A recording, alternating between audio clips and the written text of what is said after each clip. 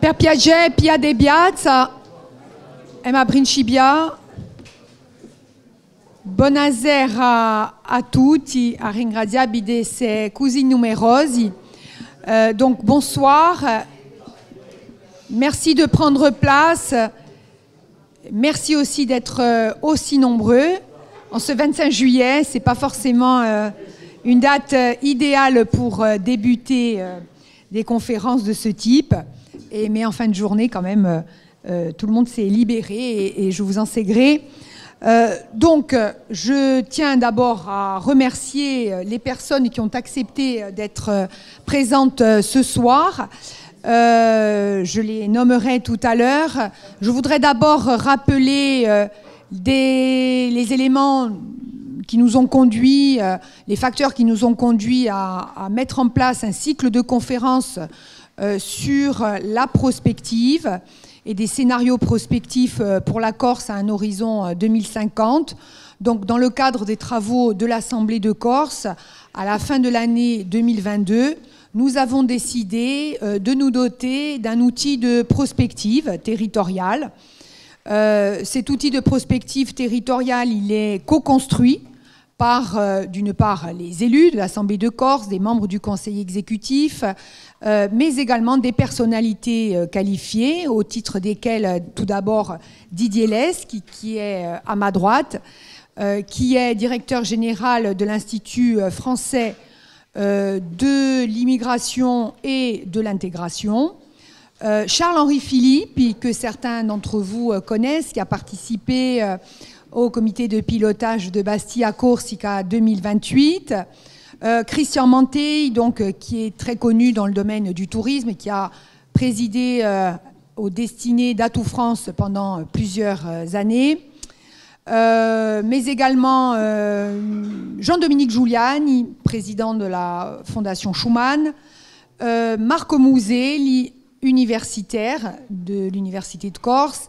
et Sébastien Simoni, donc, que vous connaissez, qui est à Campusplex, le patron de Campusplex d'une part, mais aussi impliqué dans FEMUGUI. Ce travail de prospective, il s'appuie d'une part sur une analyse de tendances globales à l'échelle mondiale, européenne, méditerranéenne, dans le domaine climatique, d'une part, dans le domaine démographique, dans le domaine de la géopolitique, dans le domaine de l'économie, donc des grandes évolutions dont nous essayons de comprendre quelles pourraient être les implications et les impacts à l'échelle corse. Donc tout ce travail de prospective va consister d'une part à un travail, à une recherche qui procédera par l'établissement de scénarii, on l'appelle comme ça, en prospective, donc des scénarii qui s'appuieront sur de la modélisation, des simulations, etc., bien sûr, mais aussi un travail de recueil d'avis d'experts, de scientifiques sur les sujets que j'ai évoqués tout à l'heure, sur les thématiques évoquées tout à l'heure, et qui donne lieu donc à un cycle de conférences.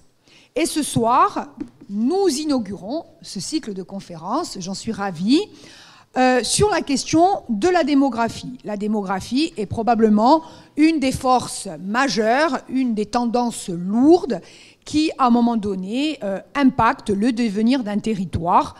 C'est sur cette thématique-là que nous allons débuter, avec des personnalités, des experts, spécialistes de ce domaine.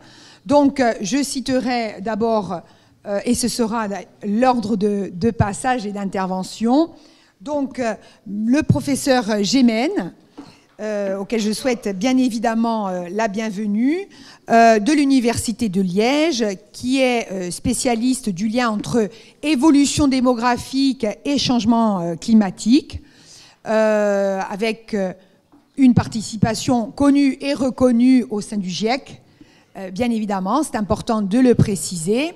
Donc, il traitera bien évidemment de ce lien entre le changement climatique et les évolutions démographiques. Ensuite, nous resserrerons la focale vers la Méditerranée. Donc là, nous serons dans une perspective mondiale. Nous resserrerons la focale sur la Méditerranée avec une intervention de Sébastien Oliveau, qui est maître de conférence à l'université d'Aix-Marseille, qui est géographe, mais spécialiste de géographie humaine et donc de démographie, qui va nous apporter un regard sur les dynamiques démographiques en Méditerranée. Et il préside à la destinée aussi d'un grand observatoire à l'échelle méditerranéenne, donc, dont il nous parlera tout à l'heure. Et ensuite, la focale va se resserrer à nouveau sur la Corse grâce à l'INSEE et à Sébastien et à Antonin Bretel. La rime était bonne.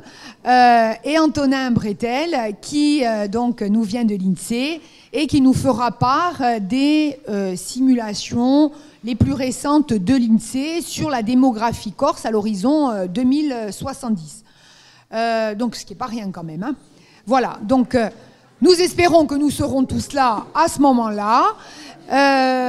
Et quoi qu'il en soit, vous le voyez bien, une approche multiscalaire qui nous permettra quand même de comprendre un certain nombre de grandes évolutions à l'œuvre.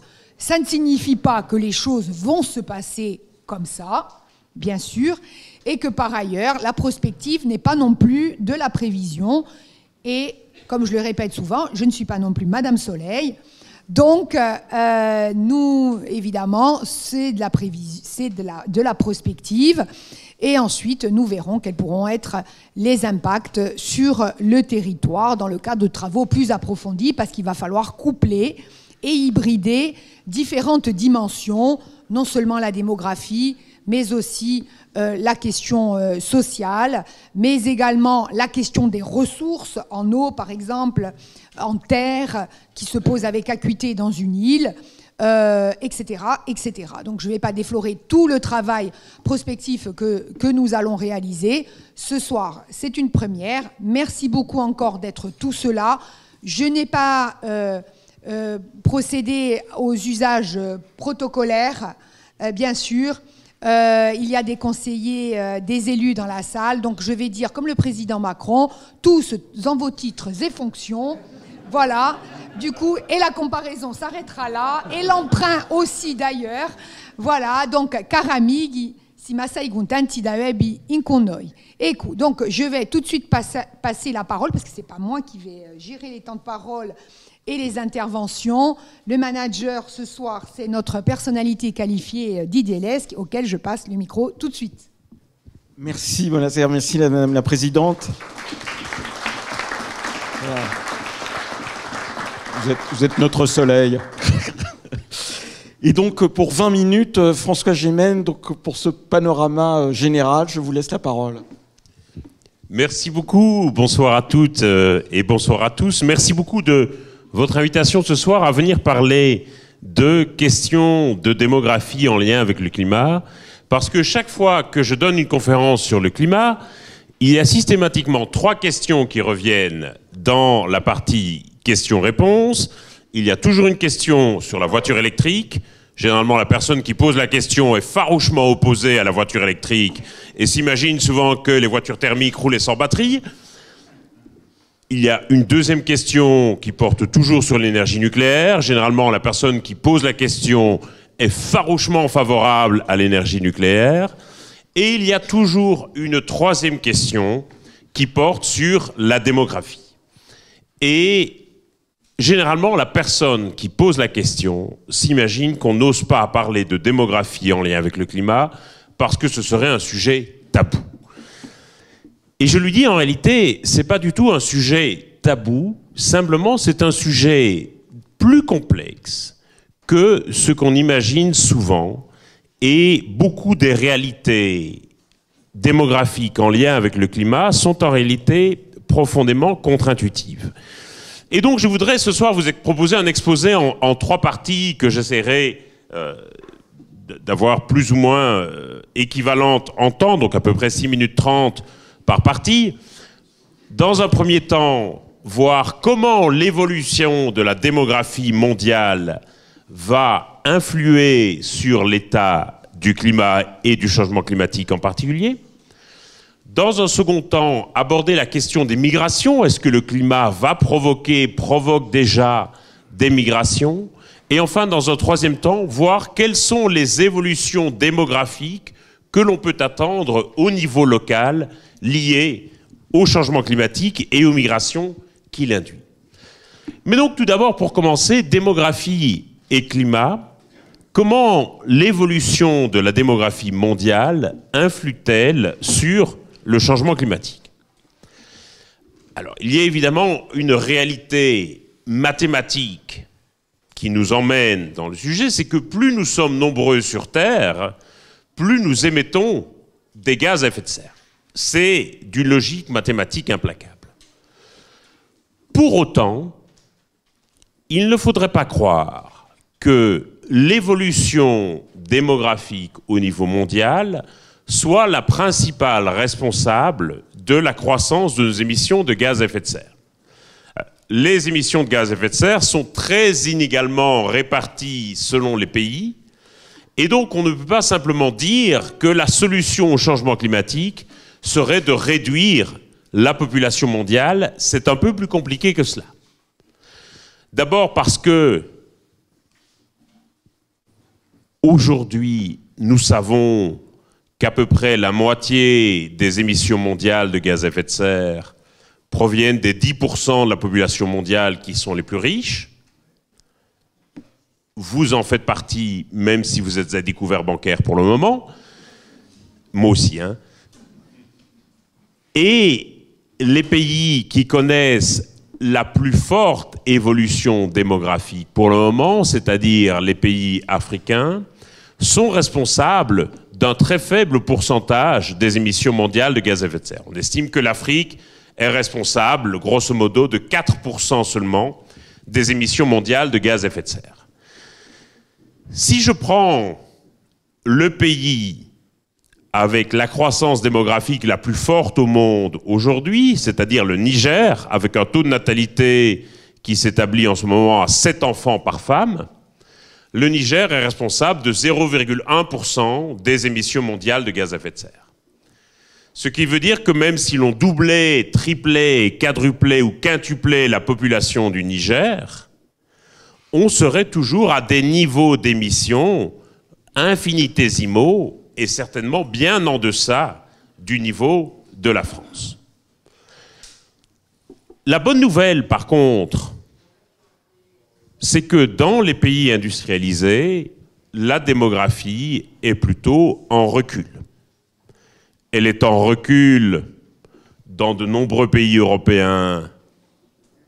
Elle est en recul en Amérique du Nord et surtout, elle est en recul marqué au Japon et en Chine. Le taux de natalité en Chine s'élevait l'an dernier à 1,32 enfants par femme, ce qui est un des taux de natalité les plus bas au monde. L'an dernier en Chine, il est né 11 millions de bébés, c'est-à-dire le chiffre le plus bas, le chiffre de naissance le plus bas qu'ait connu la Chine depuis 1978.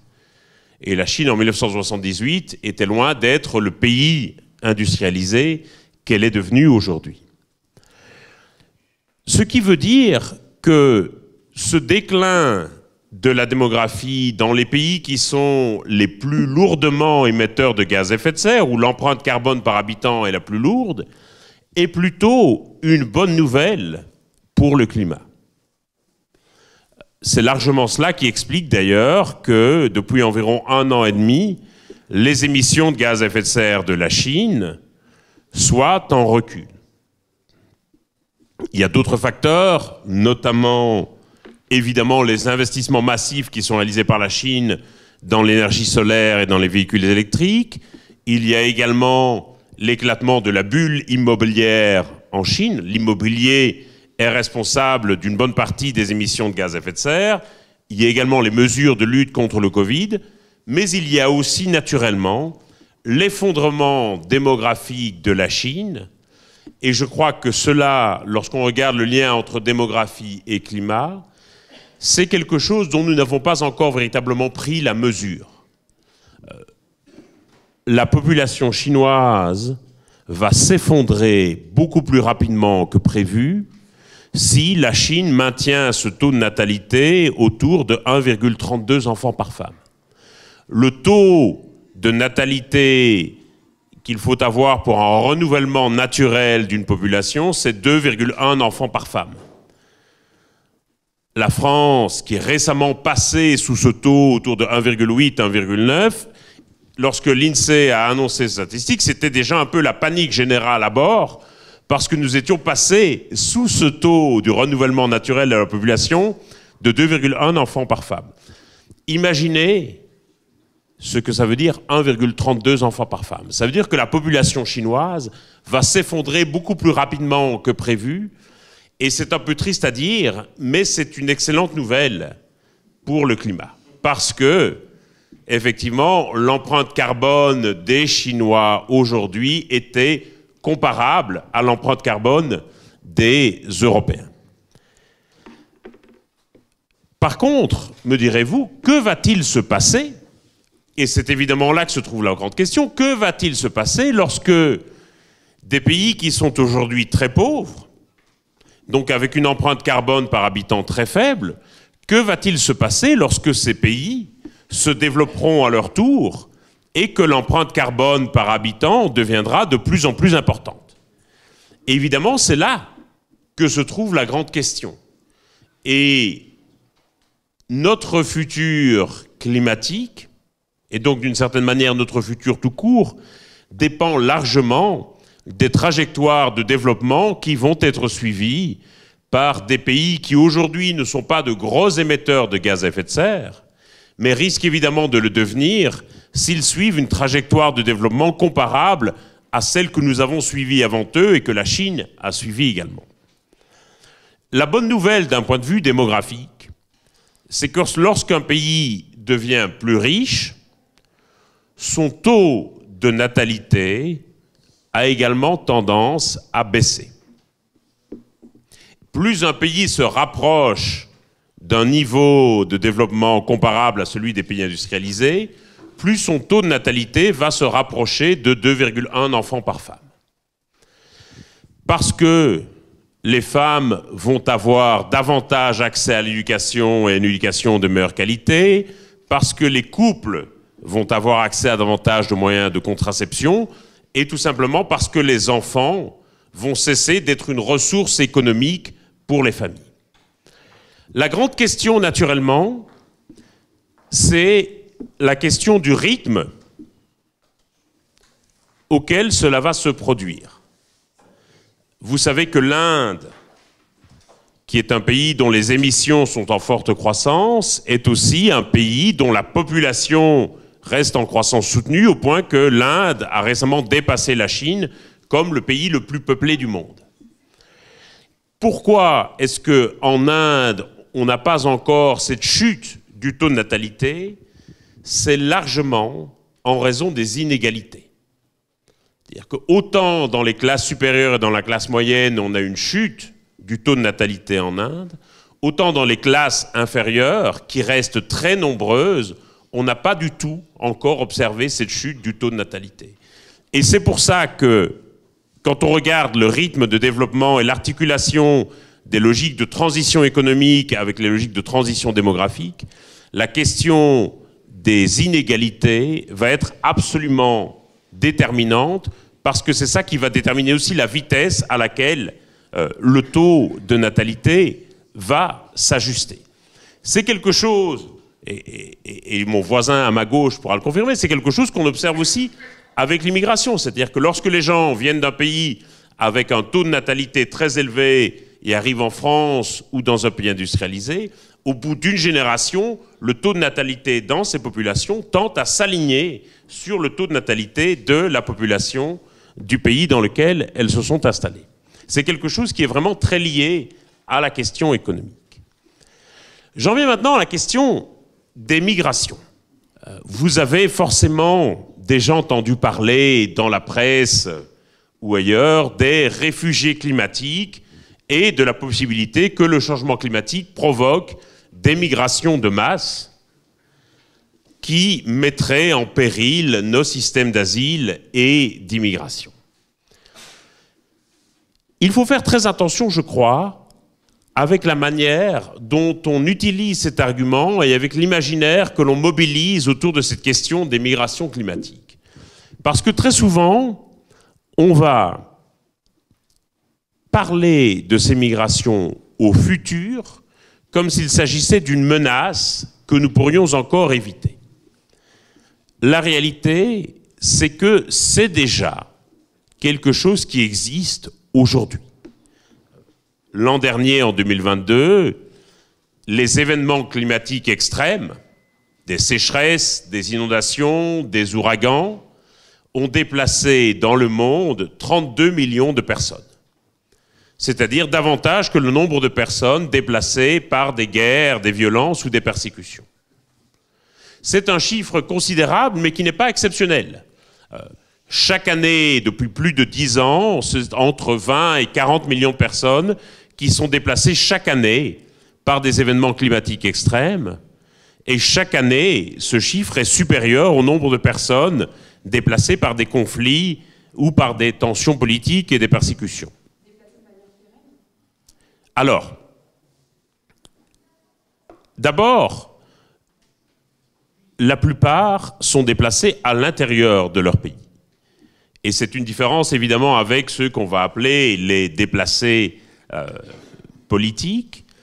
Et une partie, c'est la question que vous posiez, va pouvoir revenir dans son lieu d'origine au bout de quelques semaines, de quelques mois, mais pas systématiquement. Après l'ouragan Katrina, par exemple, à la Nouvelle-Orléans, on estime qu'un tiers de la population néo-orléanaise n'est jamais revenu à la Nouvelle-Orléans. Et aujourd'hui, quasiment 20 ans après l'ouragan, il est peu vraisemblable qu'elle revienne un jour dans la Nouvelle-Orléans. Et donc, même après des événements extrêmes, on n'a pas uniquement des déplacements temporaires de population, on a également des déplacements pérennes de population, mais qui, pour le moment, sont essentiellement des déplacements cantonnés dans les frontières du pays touché, ou dans les frontières du pays limitrophe. En sus de ces déplacements provoqués par des événements extrêmes, il y a également tous ceux et toutes celles qui sont déplacés par des impacts plus progressifs du changement climatique, la hausse du niveau des mers, la dégradation des sols, le phénomène de désertification, etc. Et là, il est évidemment très difficile de chiffrer ce nombre parce que les facteurs de migration vont se mêler les uns aux autres. Et c'est une vision quelque part très occidentale que nous avons de pouvoir catégoriser les gens en fonction de leurs motifs de migration parce que ça correspond aux catégories juridiques et politiques qui fondent en Europe et dans la quasi-totalité des pays industrialisés le droit d'asile et de l'immigration. Mais si je prends la situation économique de l'Afrique subsaharienne, où on estime qu'en Afrique subsaharienne, un ménage sur deux dépend de l'agriculture de subsistance comme première source de revenus. Et c'est même un chiffre qui monte à 70% dans le Sahel. L'agriculture de subsistance, c'est un type d'agriculture qui est extraordinairement vulnérable à toute variation de la température ou de la pluviométrie. Ça veut dire que dès qu'il fait un peu plus chaud ou dès qu'il pleut un peu moins, ça veut dire que la moitié de la population, 70% dans le Sahel, perd sa source première de revenus. Et évidemment, une des stratégies qui s'offrent aux populations qui voient ainsi leurs revenus chuter drastiquement, c'est d'envoyer à la ville un ou plusieurs de leurs fils dans l'espoir qu'ils trouvent un autre job sur un chantier, comme chauffeur de taxi, que sais-je, et qu'il envoie à sa famille une partie de ses revenus pour lui permettre, effectivement, de survivre. Et c'est comme ça aussi que, de proche en proche, certains vont s'engager dans des parcours de migration plus longs et vont parfois arriver en Europe ou en France. Et nous allons les caractériser comme des migrants économiques, mais en réalité, on pourrait tout aussi bien les appeler migrants écologiques ou migrants climatiques, sauf que, bien entendu, ça ne rentre pas dans des cases que nous avons déjà. Et donc, il est vraiment important, je crois, de bien considérer que, alors qu'on a volontiers tendance à faire de ces migrations une sorte de catégorie future qui serait distincte des dynamiques migratoires actuelles, c'est vraiment important de comprendre comment le climat est déjà un facteur déterminant des migrations actuelles et de comprendre le rôle de plus en plus important qu'il joue dans les migrations actuelles. Et c'est quelque chose qui se ressent aussi dans les flux migratoires, puisque les pays qui sont en première ligne face aux impacts du changement climatique, je pense à des pays comme le Pakistan ou le Bangladesh, sont des pays qui deviennent des pays d'origine des demandeurs d'asile de plus en plus importants, d'ores et déjà en Europe et en France. Dans le top 5 des principaux pays d'origine des demandeurs d'asile l'an dernier en France, on trouvait déjà le Pakistan et le Bangladesh. Et les pays d'Afrique subsaharienne n'étaient même plus dans le top 5. Et donc il faut bien réaliser que ce n'est pas du tout une sorte de risque futur que l'on pourrait encore éviter grâce à une baisse substantielle de nos émissions de gaz à effet de serre, mais déjà une réalité présente qu'il faut prendre en compte. Et il faut également veiller, et je veux vraiment insister là-dessus, sur le fait qu'il ne faut pas présenter cela comme une sorte de flux migratoire qui deviendrait hors de contrôle. Il faut faire très attention à ne pas, quelque part, jouer avec des peurs xénophobes dans le but louable, évidemment, de convaincre les États et les populations de réduire leurs émissions de gaz à effet de serre. Attention à l'argument qui consisterait à dire « vous avez intérêt à réduire vos émissions de gaz à effet de serre parce que sinon demain, vous allez avoir des millions d'Arabes et de Noirs qui vont venir frapper à votre porte ». Attention à ne pas renforcer cette logique xénophobe qui est déjà, et vous le savez, à l'œuvre dans nos sociétés avec cet argument. Pour terminer, dernière partie, et je vais conclure en 3 ou 4 minutes, qu'est-ce que ça va impliquer comme transformation démographique à l'échelle locale? D'abord, effectivement, une partie de l'immigration en France et de plus en plus à l'avenir va provenir des pays qui seront en première ligne face aux impacts du changement climatique. Mais on oublie aussi que le changement climatique va induire une certaine forme de redistribution géographique de la population, y compris à l'intérieur du territoire. De tout temps, la distribution géographique de la population sur la planète a toujours été marquée par des facteurs environnementaux. Si l'Europe a été colonisée à la préhistoire, c'est parce qu'elle jouissait d'un climat tempéré et de ressources abondantes. Si une telle proportion de la population mondiale est établie le long des côtes et dans des deltas, c'est parce que les sols y étaient plus fertiles et les communications plus faciles. Nous sommes à l'aube d'une transformation majeure de l'état du climat et donc aussi des conditions de vie sur Terre. Cela va également induire une forme de redistribution géographique de la population dont on commence à percevoir les premiers signaux, avec des gens qui vont sans doute quitter les grandes villes pour échapper aux effets d'îlots de chaleur urbains, et je crois aussi en France des évolutions démographiques dont nous ne mesurons pas toujours l'impact. Par exemple, vous savez que la Côte d'Azur attire beaucoup un public de retraités qui viennent à la Côte d'Azur pour bénéficier du climat et pour y passer leur retraite, de retraités français mais également de retraités étrangers. Je doute fort qu'à l'avenir, le climat de la Côte d'Azur soit toujours considéré comme un climat attractif pour les retraités. Et je pense qu'à l'inverse, les retraités auraient plutôt tendance à aller rechercher le climat de l'Écosse ou des Hauts-de-France. Ce qui veut dire que je n'exclus pas du tout le fait que d'ici 20 ou 30 ans, Lille devienne une ville de droite et Nice une ville de gauche, par exemple, en raison des évolutions démographiques que le climat pourra induire. Et là encore, il y a vraiment, je crois, et c'est là, je crois que chaque collectivité a intérêt à établir effectivement des scénarios prospectifs, parce qu'il va évidemment y avoir l'impact des migrations internationales, mais également une redistribution géographique de la population qu'on a intérêt évidemment à anticiper en termes d'aménagement du territoire, en termes d'offres de logement et en termes aussi de calcul sur les cotisations sociales et tous les facteurs qui sont affectés par la démographie. Voilà, je m'arrête ici, merci beaucoup. Merci beaucoup, c'était formidable. Et justement, dans cette prospective et sur l'impact, je passe la parole à Sébastien Oliveau qui va nous donner un aperçu plus spécifiquement lié aux îles. Aux îles, à la Méditerranée. Oui, non, il y a les îles, mais la Méditerranée, avec justement le fait qu'en Algérie, si j'ai bien compris, on est dans une situation inverse puisque le nombre d'enfants par femme lui augmente alors qu'en même temps, il y a une richesse qui est réelle et c'est pour ça que je vous passe la parole. Merci beaucoup. Non, bah, je vais parler debout. Je vais essayer de pas trop bouger. Merci Madame la Présidente pour l'invitation. C'est pas tous les jours que les universitaires ont l'occasion de pouvoir prendre la parole en public de cette manière-là, donc c'est toujours agréable. Donc je vous remercie pour l'initiative. Je remercie Hugo Mattei pour toute l'organisation de cette conférence parce que vous avez fait un super travail et c'est très confortable d'arriver ici. Je vous remercie tous d'être venus si nombreux ce soir parce que ça montre qu'effectivement on a des choses à dire et que vous avez des choses à entendre et ça c'est plutôt agréable. Puis je remercie mes collègues d'être là ce soir.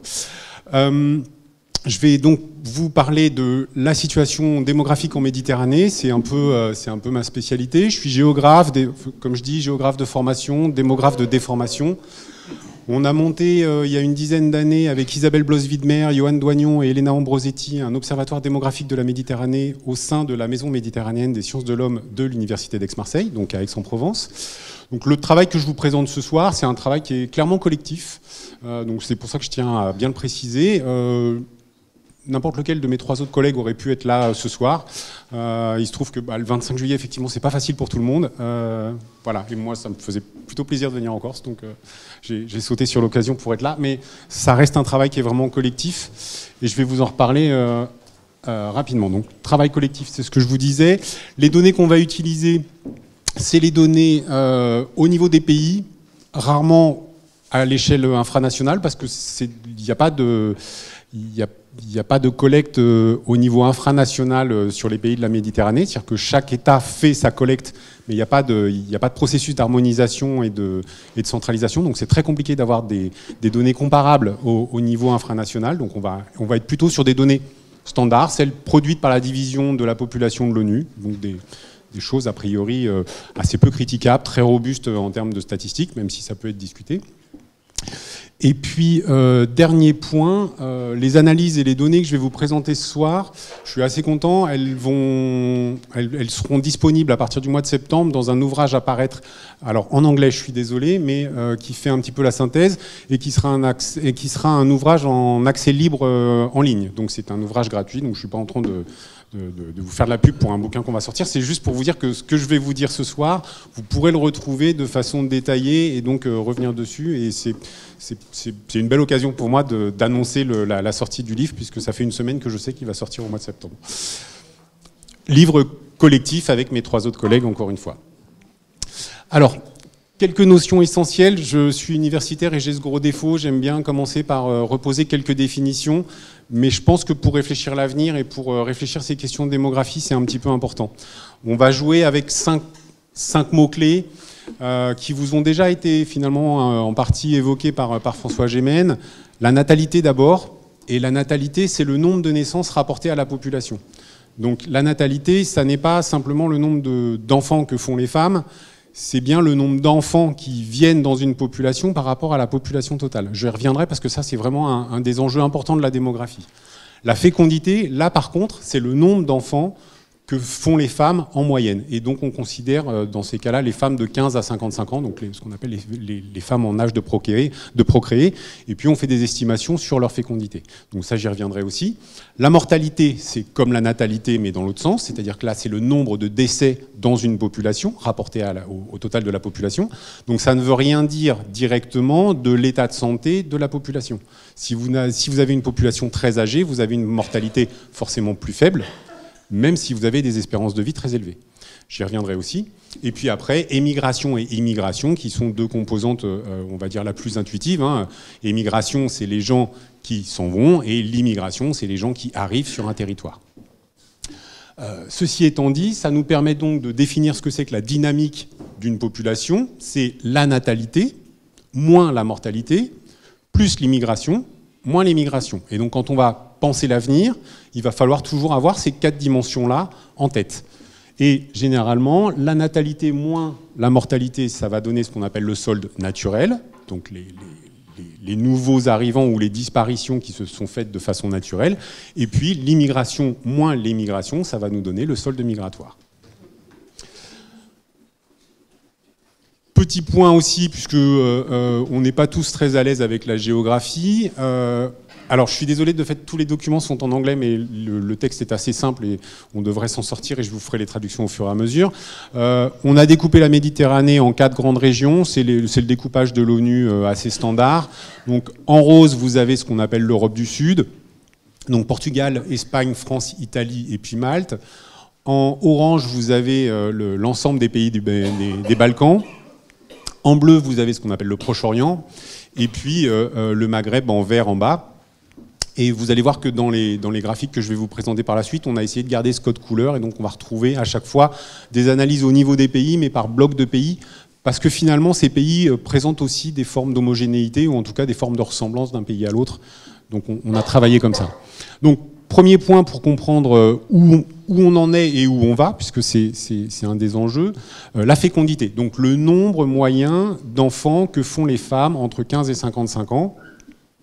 Avec sur la partie gauche l'Europe du Sud, sur la partie droite les Balkans, et puis je vais vous présenter les autres États après, et puis des courbes qui vous présentent donc l'évolution de 2015 à 2060, c'est les estimations qui sont faites par les statisticiens de l'ONU. L'avantage de la fécondité, c'est que globalement, on sait qu'elle évolue assez doucement, c'est-à-dire qu'on ne va pas passer de 1 enfant par femme à une année à 3 enfants par femme l'année d'après.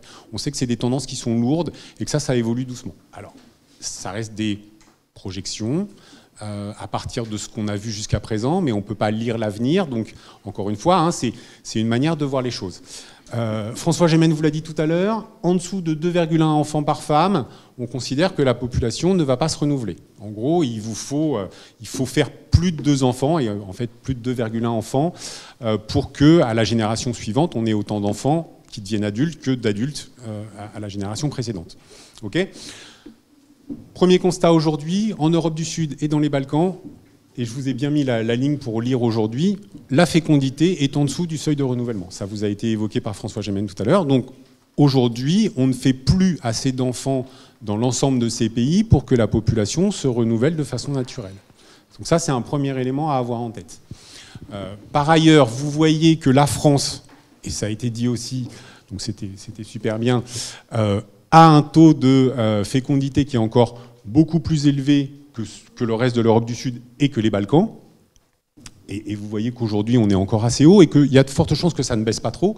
Par contre, et ça, je pense que Antonin nous le redira tout à l'heure, la Corse, elle, et c'est le seul point que je ferai sur la Corse à ce moment-là, la Corse, elle, a un taux de fécondité aujourd'hui qui est en fait celui du Portugal, donc à 1,36 enfants par femme, si je ne me trompe pas. Donc, la France a encore un taux de fécondité qui assure pas un renouvellement de la population, mais malgré tout, on va dire un gros freinage de la décroissance. Ça n'est pas le cas de la Corse. C'est la seule fois où je vais parler de la Corse, parce que ça n'est pas ma spécialité, et je suis là pour vous parler du cadre général, mais c'est un petit peu important, et puis on y reviendra à la fin. Pour les pays donc, du Maghreb à gauche en vert et du Proche-Orient en bleu sur ma droite, vous voyez qu'aujourd'hui, on est encore sur des taux de fécondité qui sont relativement élevés. Hein. On est au-dessus de 2 dans la plupart des endroits. On monte à 3 enfants par femme. Mais vous voyez que par exemple au Maghreb, aujourd'hui, on est en moyenne à 3 enfants par femme. Donc on n'est plus dans des taux de fécondité qui ont été évoqués pour certains pays de l'Afrique subsaharienne, où on est à 4, 5, 6, 7 enfants par femme. Donc on est déjà dans une dynamique de baisse assez forte, et je reviendrai un petit peu plus en détail par la suite. Et on envisage que tout le monde va aller, c'est les projections de l'ONU, a priori, il n'y a pas de raison, tout le monde va aller vers un seuil de renouvellement sur le milieu du siècle, voire passer en dessous de ce seuil de renouvellement. Des petites exceptions, donc par contre le Proche-Orient, c'est beaucoup plus contrasté, et ça c'est une des caractéristiques du Proche-Orient, c'est tout petit, il y a beaucoup de gens, et ils ont tous des comportements très différents, pour le dire un petit peu violemment, et avec des choses qui sont un peu surprenantes parfois. Donc on a des pays comme la Turquie ou Chypre qui sont déjà en dessous du seuil de renouvellement et qui devraient y rester. On a le Liban qui est dans une situation similaire, et puis après on a d'autres pays où les situations sont plus contrastées, notamment deux pays qui font la une de l'actualité régulièrement, Israël et Palestine, qui se livrent ce que certains appellent une guerre des bébés, c'est-à-dire en gardant une fécondité très forte pour maintenir sa population de part et d'autre. Ce qui ne sera pas sans poser problème. Alors là, on pourrait parler de l'impact carbone, mais je pense que l'impact carbone des Palestiniens est beaucoup plus faible que celle des Israéliens. Voilà, ça pose question. Mais on envisage aussi que de toute façon, pour toutes les raisons qui ont été évoquées par François Gémen tout à l'heure, ça va baisser aussi au cours du siècle. Même si vous voyez que les prévisions sont encore relativement hautes pour Israël et Palestine. Donc, pour le dire de manière condensée, les différences sont encore marquées entre les pays, mais dans 30 ans, la plupart des pays auront une fécondité inférieure à 2,1 enfants par femme, donc ça va venir très vite. 30 ans, la plupart d'entre nous, on va le voir. Je serai peut-être plus très frais dans 30 ans, mais je devrais voir si l'ONU s'est trompé de beaucoup ou pas. Donc la fécondité, par contre, baisse rapidement, ça c'est un point important, et la natalité. Donc là, on va faire le lien, c'est-à-dire que si les femmes font en moyenne moins d'enfants, la natalité, le nombre de bébés qui vont arriver par rapport à la population globale, va aussi baisser partout. Et ça, je vais y revenir après. Je vais faire un détour entre les deux par l'espérance de vie. L'espérance de vie, c'est le nombre moyen d'années qu'on peut espérer vivre quand on est dans un pays. Donc c'est pareil, c'est des calculs un peu comme la fécondité qui sont assez complexes à présenter. Donc on ne va pas le faire ce soir.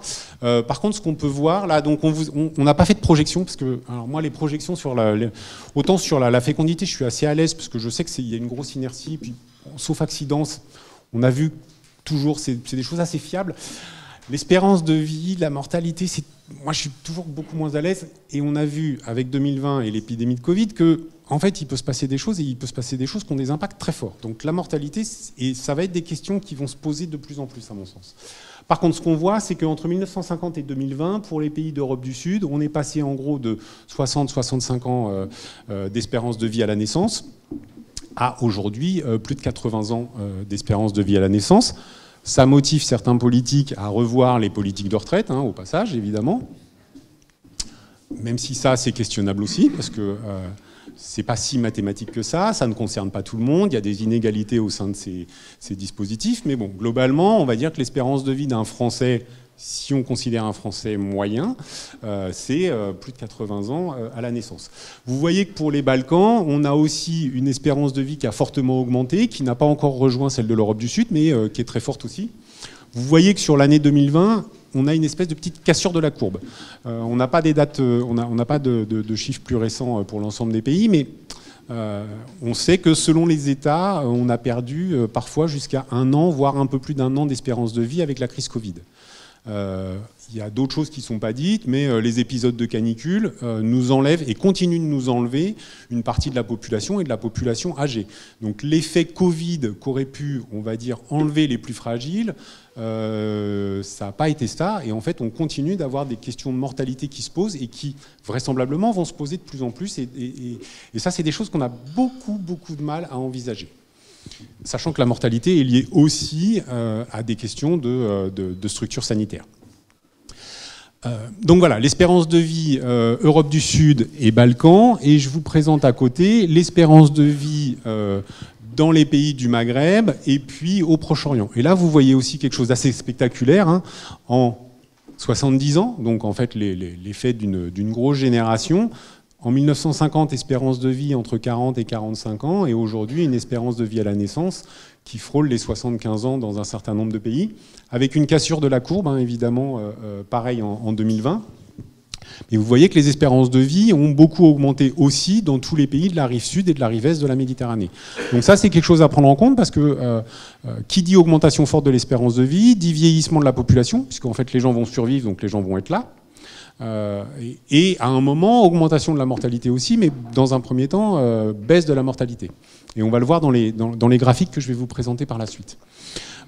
Donc, petite synthèse encore une fois, partout l'espérance de vie a augmenté avec des forts effets de rattrapage. On vit en moyenne partout en Méditerranée au-delà de 70 à 80 ans. Donc c'est plutôt des bonnes nouvelles. Et la mortalité donc, ne dépend pas que de l'espérance de vie, c'est-à-dire que le nombre de morts dans une société ne dépend pas que de l'espérance de vie. Hein. Et dans les sociétés vieillissantes, la mortalité a tendance à augmenter. Évidemment, si vous avez plus que des personnes qui ont plus de 80 ans dans une société, elles sont amenées à disparaître à moyen terme. Alors concrètement, comment on traduit ça en termes de changement naturel? Ça casse toujours un petit peu l'ambiance. Je préfère parler de fécondité que de mortalité à titre personnel. Donc on va regarder, ça c'est ce qui nous intéresse finalement pour projeter l'avenir, et puis c'est ce qui intéresse le politique finalement aussi, c'est comparer la natalité à la mortalité pour regarder ce qu'on appelle le solde naturel ou le changement naturel.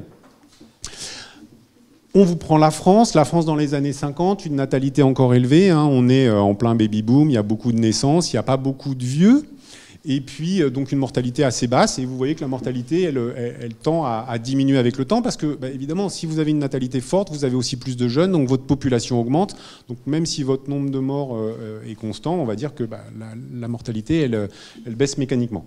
Aujourd'hui, on est sur un niveau où la fécondité a baissé, donc ça a un impact sur le nombre de naissances, donc la natalité va elle-même baisser, et puis dans le même temps, on a un vieillissement de la population, tous les baby-boomers, donc tous les gens qui sont nés avant 75, et notamment les premiers baby-boomers, et en fait tous les gens qui sont nés aussi avant la guerre commencent à décéder, plus un petit effet Covid par-dessus, augmentation de la mortalité, et on voit que les deux courbes se rapprochent.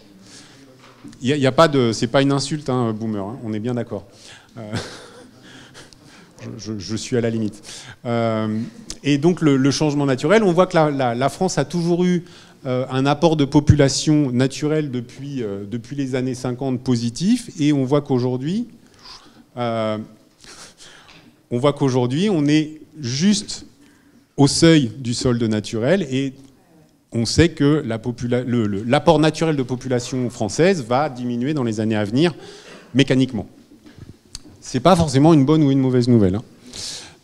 Alors par contre, la France est un cas particulier, François Gémen l'a dit, je vais accélérer un petit peu, puisque si vous prenez l'Espagne, là vous voyez que la mortalité, elle a croisé la courbe de la natalité depuis un petit moment, notamment parce que la fécondité est basse, donc il y a moins d'enfants, donc natalité en baisse, et puis la mortalité est à peu près au même niveau, mais ça suffit de fait pas, et donc on a un solde naturel aujourd'hui qui est déjà négatif. Ouais, j'accélère.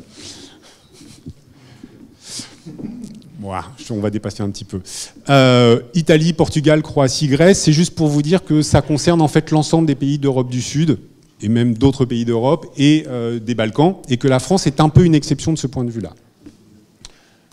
Si on compare aux pays du Maghreb, Libye, Tunisie, Maroc, vous voyez qu'on a des tendances qui sont assez intéressantes, avec des fortes baisses de la natalité liées à la baisse de la fécondité. Une mortalité qui est encore très basse, puisque évidemment vous avez des populations qui ne sont pas encore très vieillissantes, et ça c'était le petit détour par l'espérance de vie. Et donc vous voyez que le solde naturel, lui, il a tendance à baisser, et finalement la croissance naturelle des pays comme la Libye, la Tunisie ou le Maroc, c'est 1% par an aujourd'hui. Donc ça reste, on va dire, relativement faible par rapport à ce qu'on a connu auparavant. Ça va avoir des implications pour les migrations notamment, hein, parce que si vous avez un pays qui produit plus de population, il ne va pas produire de migrants non plus. Ça, c'est un point important.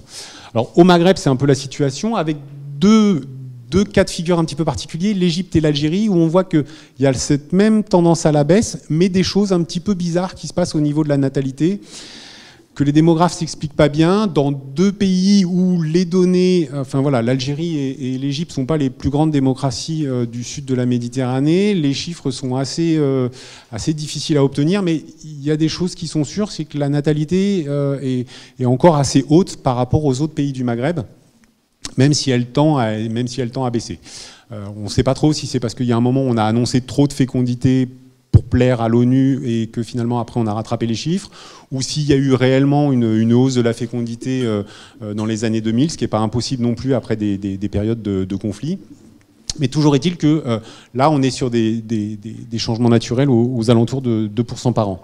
Et puis, si on prend les pays que je vous avais désignés tout à l'heure en vous parlant de fécondité, le Proche-Orient, là, on est en baisse, encore une fois, mais avec des taux qui sont aux alentours de 2-3% par an. Donc encore là, des productions de population de façon naturelle qui sont importants et qui, évidemment, vont baisser avec le temps, mais sont encore relativement élevés. Donc, différence de dynamique naturelle entre pays européens et autres pays de la Méditerranée, ça c'est un truc qu'il faut avoir en tête. Effectivement, dynamique naturelle négative sur la rive nord, à l'exception de la France, mais importance de la migration dans l'ensemble de ces pays, je vais y revenir après. Croissance naturelle proche de 1% par an au Maghreb, sauf Algérie et Égypte, et puis au Proche-Orient, croissance naturelle inférieure à 3% par an, exception faite de la Turquie et du Liban, ce qui n'est pas anecdotique, puisque la Turquie, c'est quand même un poids lourd démographique, qui sont à 1% aussi. Donc on va dire que la Méditerranée, elle se caractérise avant tout par des faibles taux de croissance, enfin une convergence en tout cas vers des faibles taux de croissance. Autrement dit, la question qui a longtemps agité les démographes au niveau international de savoir jusqu'où allait s'arrêter la population, elle se pose beaucoup moins en Méditerranée aujourd'hui qu'elle se posait précédemment, et c'est même quasiment plus une question aujourd'hui, cette question de croissance naturelle.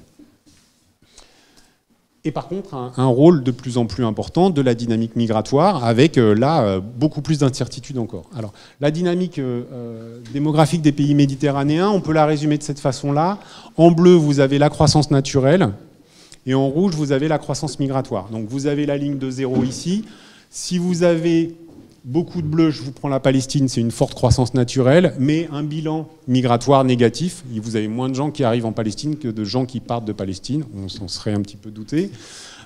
Ici, vous avez la Syrie, qui est un cas un petit peu particulier, même si les chiffres peuvent être discutés, mais avec encore une forte croissance naturelle, mais aussi un pays qui accueille encore beaucoup de population, même si elle en sort aussi beaucoup.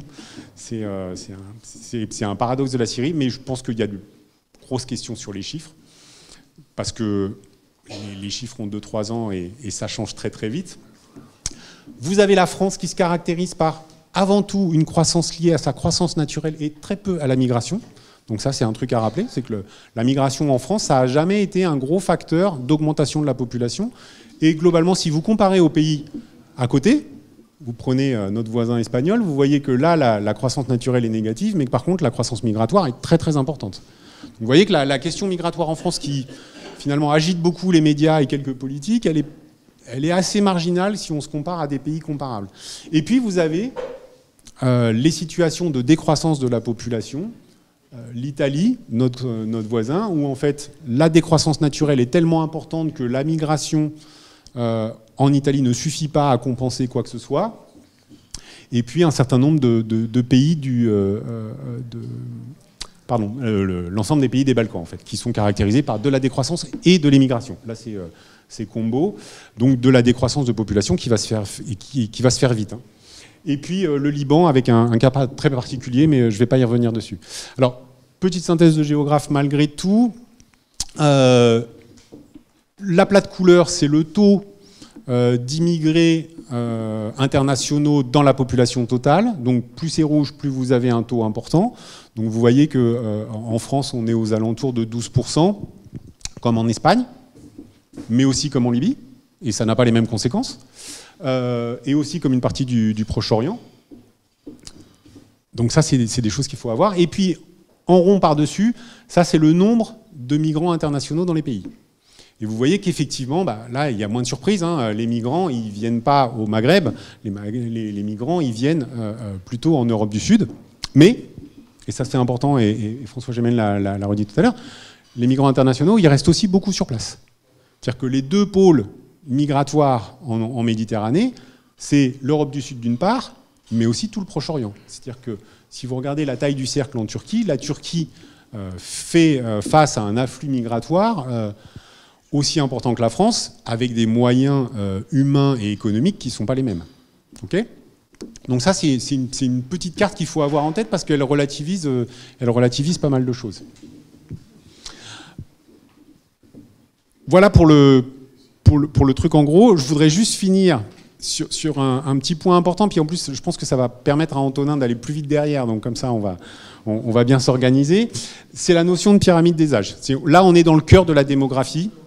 Je vous ai fait un petit peu de géographie, puis là je reviens dans le cœur de la démographie. Ça c'est hyper important pour penser l'avenir.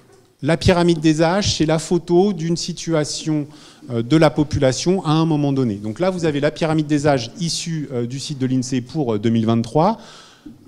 Les hommes d'un côté, les femmes de l'autre, et puis ici, rangés par âge, les effectifs de population.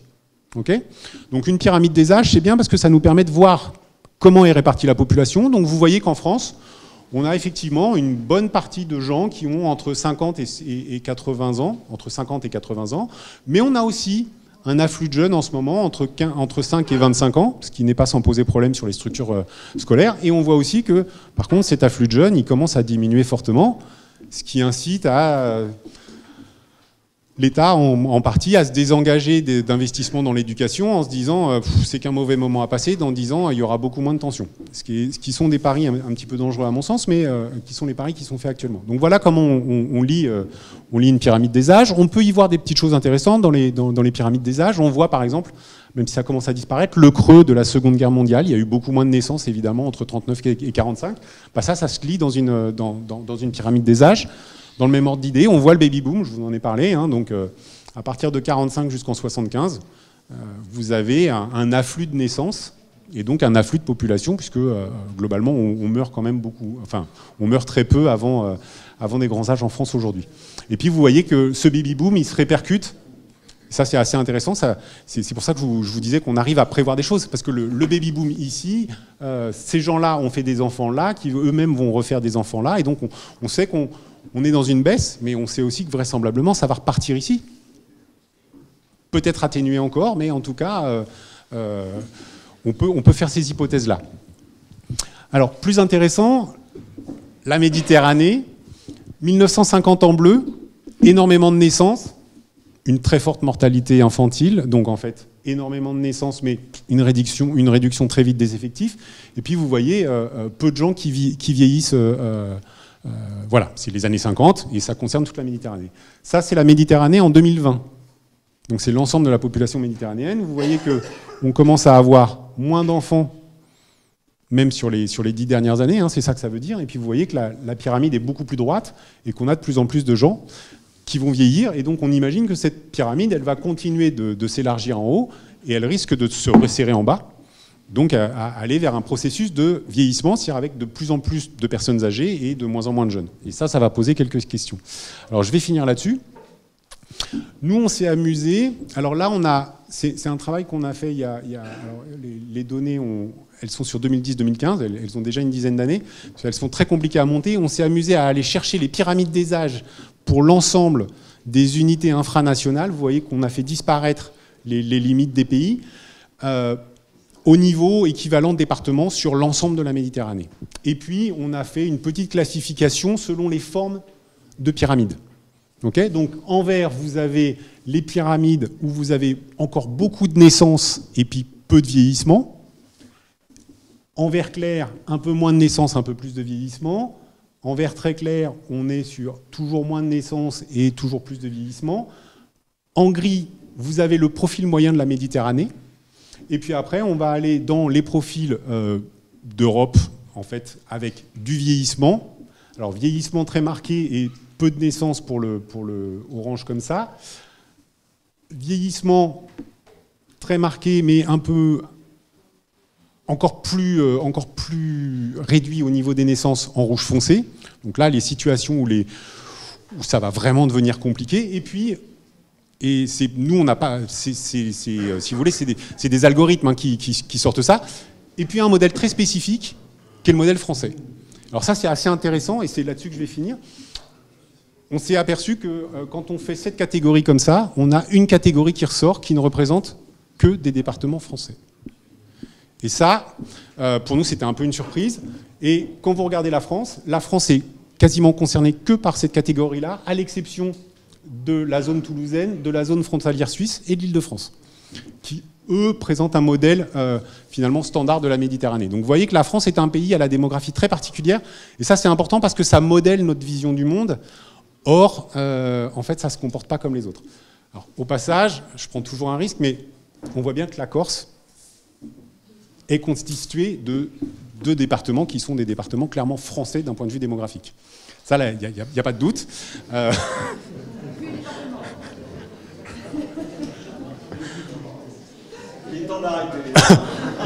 En termes démographiques, le modèle est un modèle qui ressemble aux autres modèles de français, et notamment aux modèles ruraux, et ça on en reparlera je pense avec Antonin pour la suite. Donc voilà, c'est là-dessus que je voulais finir pour vous montrer que ces idées de convergence, elles sont quand même bien présentes, hein. Vous voyez que ce modèle moyen, on le retrouve à la fois en Turquie, dans les Balkans, en France, mais aussi en Tunisie, dans certains points d'Algérie et du Maroc. Donc on a bien une vraie convergence qui se passe. Vous voyez que si vous essayez de tracer les frontières, en fait les pays ça marche pas très bien, donc c'est aussi à repenser, à l'exception de la France. Et donc c'est là-dessus que je vais m'arrêter et vous remercier pour votre patience. Merci beaucoup, merci. Bravo. Voilà. Et donc maintenant, Antonin Bretel qui va nous parler de la plus belle des îles de la Méditerranée. Mais qui n'est pas encore prêt.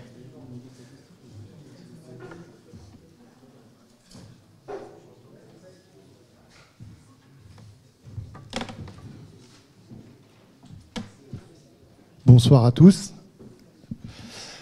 Merci Madame la Présidente pour l'invitation, merci aux collègues qui ont parlé avant moi, merci à tous d'être venus, merci à Hugo pour la logistique, c'est super. Cette présentation, moi je suis Antonin Bretel, je suis chef du service études et diffusion à la direction régionale de l'INSEE en Corse. Cette présentation, elle s'appuie sur des travaux de l'ensemble des agents de l'INSEE de Corse. Je ne vais pas les citer tous, mais si vous voulez, on pourra en discuter après ou vous retrouverez leurs noms sur les publications, donc je les remercie aussi. Donc je vais faire une présentation en 3 parties. Une première partie sur la population aujourd'hui, la dernière année disponible c'est 2020, avec un peu regarder cette croissance de population sur les dernières années. Et puis une seconde partie un peu méthodologique sur l'outil de projection de population qui est ONFAL, qui est l'outil de l'INSEE pour projeter les populations. Et enfin les résultats de cette projection à l'horizon 2070, comme l'a dit Madame la Présidente en introduction, sur la Corse et les résultats qui en sortent. Donc, est-ce que ça marche? Non, ça ne marche pas. On pouvait espérer.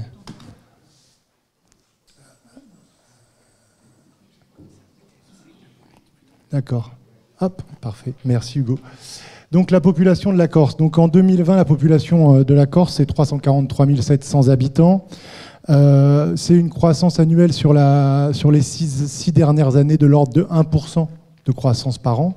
C'est la croissance régionale la plus importante au niveau de France entière, France métropolitaine en particulier, devant l'Occitanie qui est à 0,7% de croissance par an et les Pays de la Loire à 0,6%. Donc on est sur la région avec la croissance de la population la plus importante de France métropolitaine.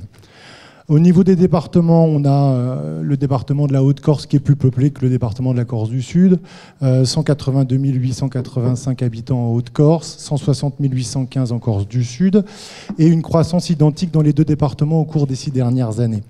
Alors quand on regarde au niveau départemental, et c'est la carte que vous avez sous les yeux, on voit bien que la Corse, les 2 départements de la Corse, alors encore une fois, c'est les départements au sens historique, pas les départements au sens conseils départementaux, puisqu'ils n'existent plus depuis 2017, comme Madame la Présidente le rappelait à Sébastien à l'instant. Les 2 départements donc, se positionnent en 6e position, derrière l'Hérault, la Gironde, la Loire-Atlantique, la Haute-Garonne et la Savoie.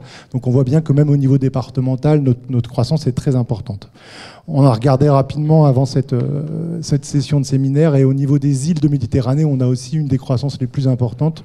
Mais je pourrais vous envoyer le lien Eurostat si vous voulez regarder ça au niveau NOTS 2, qui est le niveau régional. Alors, continuons. C'est bien parce que les deux personnes passées avant moi, ils ont fait beaucoup de travail de pédagogie, c'est leur métier, moi je ne suis pas enseignant, et ils ont bien décortiqué ce qu'étaient la décomposition de la croissance de la population. Donc la décomposition, elle se fait d'un côté par le solde migratoire, hein, les émigrations, enfin les immigrations moins les émigrations, comme l'a répété le collègue tout à l'heure, et le solde naturel. Et nous, on a, si ça va, ça rend bien. Ouais. Et donc nous, on a une croissance qui est exclusivement due au solde migratoire, puisque depuis 2013, on a un solde naturel négatif, c'est-à-dire qu'on enregistre plus de décès en Corse que de naissances. Ce taux d'accroissement naturel, il est de moins 1,1 habitants moins 1,1 pour 1000 par an, alors qu'il reste, et ça a été vu juste avant, positif et même bien positif au niveau France entière. Il y a deux axes, parce que la décomposition, c'est ce qu'a montré Sébastien juste avant, c'est les décès et les naissances, et nous on est sur une augmentation des décès, donc on tire notre solde naturel vers le bas, aussi bien par l'augmentation du nombre de décès que par la baisse du nombre de naissances, donc les deux composantes du solde naturel. Au niveau des régions, on a un solde naturel plutôt bas en France métropolitaine, ce qui est logique, et on est juste derrière la Nouvelle-Aquitaine, la Bourgogne-Franche-Comté et la Bretagne. Donc maintenant, on va regarder plutôt la deuxième partie de la composition de la croissance, c'est c'est bien ça, c'est le solde migratoire. Donc en 2020, dernière année du recensement disponible, on a 7700 arrivées pour 4800 départs, ce qui fait un solde migratoire de 2900 habitants sur un an. Et c'est vraiment ce solde migratoire qui porte la croissance de la population dans l'île. Et donc c'est ce solde migratoire qui fait qu'on a la croissance la plus forte des régions de France métropolitaine. En regardant rapidement, parmi ces 7700 arrivées, on a 895 arrivées qui proviennent de l'étranger. Et parmi ces 895 de l'étranger, c'est vrai qu'on n'a pas forcément l'habitude d'aller regarder en détail, mais je me suis dit que pour ce soir, ce serait intéressant. On a 30% de Français, 44% qui sont de nationalité européenne, 22% d'Afrique et 5% d'ailleurs dans le monde. Donc 5% d'ailleurs dans le monde, c'est l'Amérique du Sud, c'est l'Asie, ce qui représente assez peu d'arrivées. On voit et on constate ça depuis un peu moins de 10 ans, qu'on a eu une croissance très très importante de la population entre 1999 et 2010, sur la première décennie du siècle. On était aux alentours de 4500 habitants de plus par an dans l'île. Et depuis, ça décroît pas mal, puisqu'on est passé entre 2009 et 2014 à 3700 habitants, et entre 2014 et 2020 à 3200. Et on voit bien que là, par exemple, quand je regardais juste les chiffres de 2020, on était sur à peu près 3000 habitants de plus venant du solde migratoire. Le graphique qui est exposé devant vous, c'est pour montrer un profil par âge des départs et des arrivées en Corse. Donc là, on regarde bien les migrations résidentielles, et donc on voit bien qu'on a un pic de départ à 18 ans, bon, ce qui est quand même encore une fois une porte ouverte, hein, c'est-à-dire que le pic des départs se fait à l'âge du départ aux études, et on sait bien que c'est une problématique prégnante sur notre territoire. Donc on a un pic des départs à 18 ans, où même le solde migratoire est négatif sur cet âge-là, et on a un pic de retour à 23 ans. Donc là aussi, hein, on se doute bien d'où ça peut venir. Hein. On est parti à 18 ans, on revient à 23 ans. Donc vous voyez bien, hein, les départs, c'est la courbe orange, le solde, c'est la courbe jaune, et les arrivées, c'est la courbe bleue. Et donc voilà, un pic de retour à 23 ans, avec une tendance à la décroissance jusqu'à 60 ans. Et puis alors après 70 ans, il n'y a quasiment plus de mobilité, aussi bien au départ qu'à l'arrivée. Et donc ça montre une chose qu'il faut aussi qu'on ait en tête, parce que des fois, on a un peu cette image d'une Corse qui pourrait être une terre d'accueil de personnes âgées, par exemple.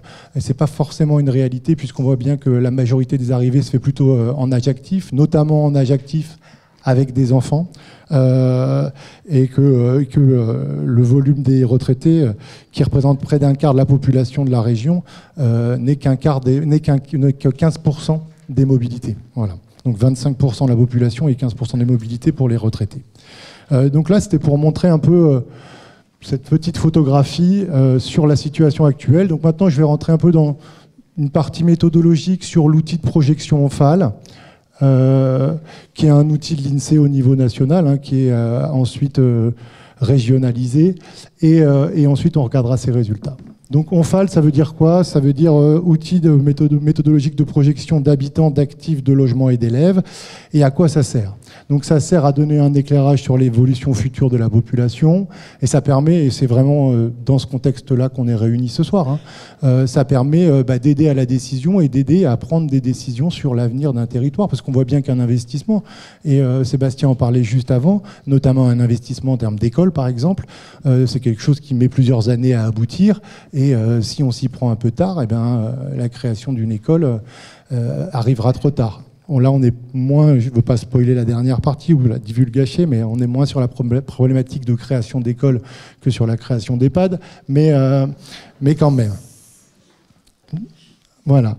Donc, comment ça fonctionne ONFAL? On a un point de départ en 2018, donc c'est le début de la projection, et ensuite on rajoute les naissances, les décès, les migrations. Alors il y a un biais très important puisque cet outil de projection, il s'appuie sur la mesure des migrations résidentielles entre la France continentale et les DOM et la Corse, qui est maintenue dans la projection. Donc on peut faire varier trois variables, les naissances, les décès et les migrations. Donc qu'est-ce qu'on fait? On fait vieillir les populations d'année en année, on fait partir ceux qui partent, on fait revenir ceux qui arrivent. Et donc quelqu'un qui a 17 ans en 2018, il aura 18 ans en 2019 et 69 ans en 2070 pour la fin de cette projection. Donc on s'appuie sur 3 sources. Donc le recensement de la population, que vous devez peut-être connaître, qui est notre source phare à l'INSEE, qui est une enquête annuelle de recensement qui a lieu entre janvier et février dans 1/5 des communes de notre territoire tous les ans. Donc qui permet d'avoir la population par commune, par sexe et par âge, mais également les flux de communes, donc les communes de résidence et les communes de résidence antérieure, aussi par sexe et par âge. Donc là, on a une question dans le recensement qui dit où habitiez-vous un an auparavant, et c'est à partir de cette question-là qu'on arrive à appréhender les mobilités sur le territoire et à voir d'où viennent les nouveaux habitants. On a une seconde source qui est l'état civil, qui enregistre les naissances par commune et âge de la mère, et également les décès par commune, sexe et âge. Et enfin, on s'appuie sur les projections nationales. Donc là, c'est ce que j'expliquais, c'est-à-dire qu'on a une projection nationale de l'INSEE qui est ensuite régionalisée avec des hypothèses sur le solde migratoire avec l'étranger et des hypothèses sur les composantes démographiques. Donc on va pas rester trop longtemps sur la partie méthodo. Vous voyez rien, c'est normal, c'est tout petit, mais voilà. Donc on a les 3 composants sur lesquels on peut jouer, avec une hypothèse centrale, une hypothèse basse, une hypothèse haute. Nous, on a publié sur l'hypothèse centrale, comme les autres régions et comme la publication nationale, mais on peut, et c'est évidemment ce qui est prévu avec la présidente de l'Assemblée de Corse, regarder les hypothèses et peut-être faire des hypothèses à façon pour pouvoir notamment essayer de projeter d'autres scénarios. Et donc on voit bien un peu les données de ces hypothèses. On ne va pas rentrer dans les détails de ces données-là, mais ça permet de comprendre comment fonctionne cet outil. Donc je le répète, ça a été dit par les 2 autres intervenants, une projection, c'est pas une prévision. Madame Maupertuis n'est pas Madame Soleil, je ne suis pas Nostradamus non plus. On ne prédit pas l'avenir, mais on dit bien ce qui se passerait si on maintenait le même niveau de migration, si on acceptait nos hypothèses d'espérance de vie, si on acceptait nos hypothèses de migration avec l'étranger et nos hypothèses de fécondité. Voilà. Donc là, on va regarder les résultats pour la Corse. Donc c'est une publication de novembre 2022 qui a été publiée sur le site de l'INSEE, que vous retrouverez en quelques clics, même si je sais que le site n'est pas toujours facile d'accès. Si vous avez besoin d'être accompagné dans l'utilisation des données, on est là pour ça, vous n'hésitez pas à venir vers nous. C'est aussi à ça que ça sert la statistique publique, ça sert aussi à accompagner les acteurs publics en région à manipuler et à utiliser ces données le plus facilement possible. Donc merci à Isabelle Tourtin-Batigny qui a été la chargée d'études qui a réalisé cette publication. Donc 371 000 habitants à l'horizon 2070 pour la Corse, soit une croissance annuelle moyenne de 0,18%. Je vous ai dit que sur les 6 dernières années, on était à 1% de croissance. On voit bien que là, sur 50 ans à venir, on sera sur une forte baisse de la croissance, même si on reste en croissance. au niveau France métropolitaine. Comme vous pouvez le voir sur la carte, on n'est plus la région avec la croissance la plus importante, puisqu'on voit que les pays de la Loire et l'Occitanie auront une croissance de population à l'horizon 2070 plus importante que la nôtre. Et on voit surtout que toute la moitié nord du pays, la moitié nord du continent sera, à part l'Île-de-France, sera concernée par des baisses de population plus ou moins importantes. Néanmoins, on le reverra sur d'autres graphiques de cette présentation, il y a 3 périodes distinctes à l'horizon 2070 qu'on a pu mesurer dans cette projection. Une première période jusque 2050 avec une croissance quand même soutenue de la population, tirée par l'émigration, mais avec un ralentissement. Puis une période 2050-2060 en plateau, où la population de la Corse va être sur un point haut et restera sur un point haut. Et une dernière période, à partir de 2060, où la population de la Corse jusqu'en 2070 va commencer à baisser du fait du vieillissement de la population. Là, on voit bien, quand on se compare aux autres régions métropolitaines, qu'on est la première région pour les migrations. La croissance, elle va peser pour 0,72%. La croissance migratoire pèsera pour 0,72% de la croissance, alors que le solde naturel va baisser, lui, de l'ordre de moins 0,54%, ce qui va faire le 0,18 au final qu'on aura sur la période. C'est la décomposition de la croissance globale. On est la première région en termes de croissance par migration, et on est la première région en termes de décroissance par le solde naturel. C'est ce qu'on voit. On peut noter que, pour l'anecdote, voilà, l'Île-de-France est à l'inverse du reste, c'est-à-dire qu'elle va croître par son solde naturel, c'est-à-dire qu'il y aura plus de naissances que de décès en Île-de-France, alors qu'elle va perdre des habitants par l'émigration. Et on voit déjà ce phénomène un peu de dépopulation de certaines grandes villes et de certaines grandes capitales. Et on a les Hauts-de-France de mémoire, mais j'arrive pas à le lire sur l'écran, mais si je me souviens bien, c'est ça, qui va perdre de la population sur les 2 axes, aussi bien sur le terrain des migrations que sur le terrain des naissances et des décès. Donc, comme on l'a pointé, on va avoir un déficit naturel qui va freiner fortement la croissance. La baisse des naissances plus la hausse des décès, ça va réellement ralentir la croissance de la Corse. Et on voit bien, et c'est ce que je vous disais sur la première diapositive, à partir de 2060, ça va même engendrer une baisse de la population sur la dernière période, puisque les migrations ne vont plus compenser la baisse de la population par un nombre très important de décès et un nombre faible de naissances. Voilà. Alors, ce que ça veut dire pour la Corse, c'est que on va avoir une région qui va extrêmement vieillir. Aujourd'hui, les plus de 65 ans, c'est 78 500 personnes, à peu près un quart de la population.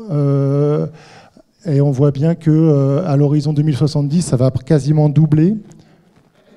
Pardon ? Oui, ça va quasiment doubler.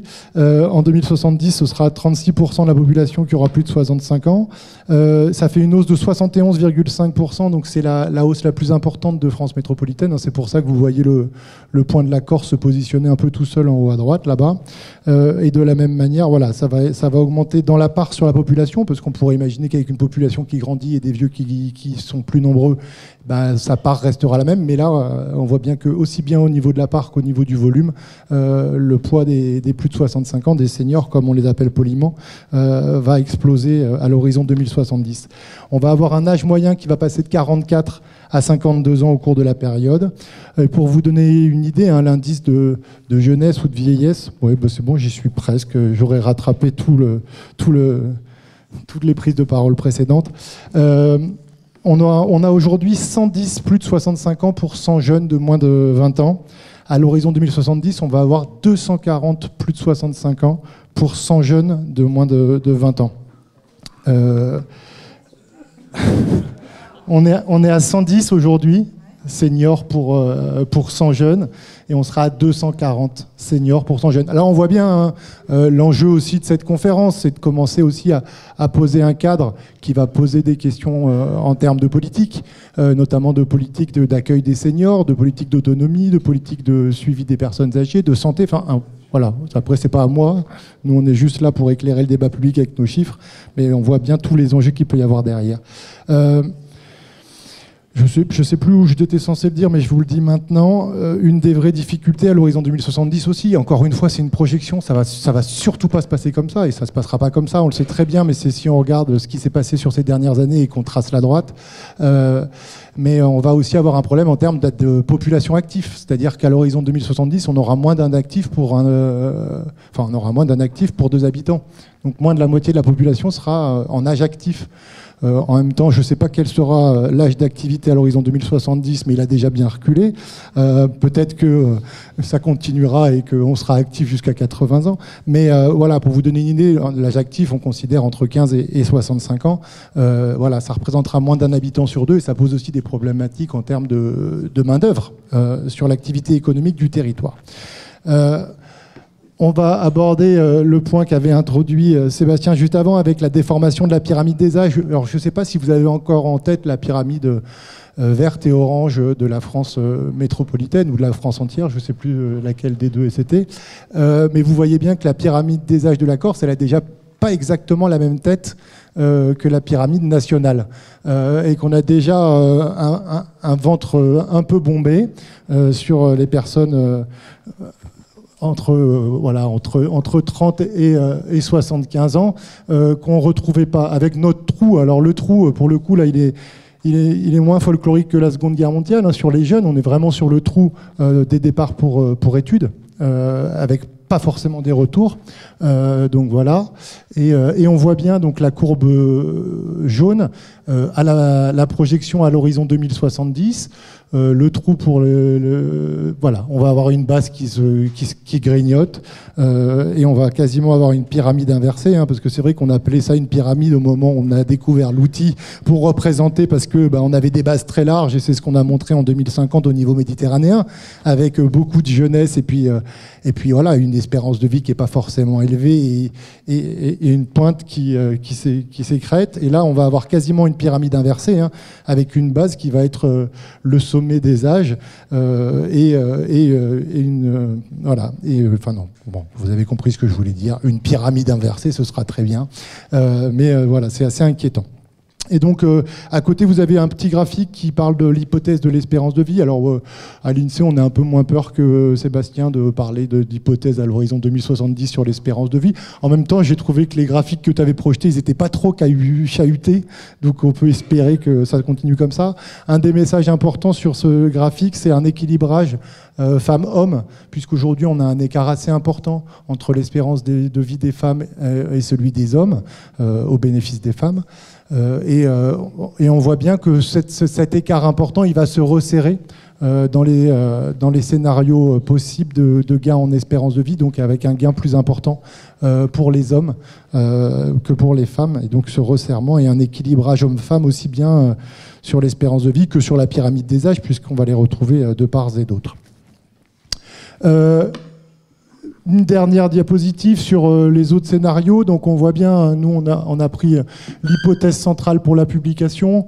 Vous voyez les variables qui sont utilisées et qui sont modulables pour pouvoir regarder des résultats. Donc on peut avoir des hypothèses plus ou moins hautes qui pourraient faire monter la population de l'ordre de 420 000 habitants à l'horizon 2070 contre 370 sur le scénario central, ou deux hypothèses de population basse où là on serait même moins nombreux qu'aujourd'hui, et donc plein de possibilités de faire des scénarios à façon sur le territoire.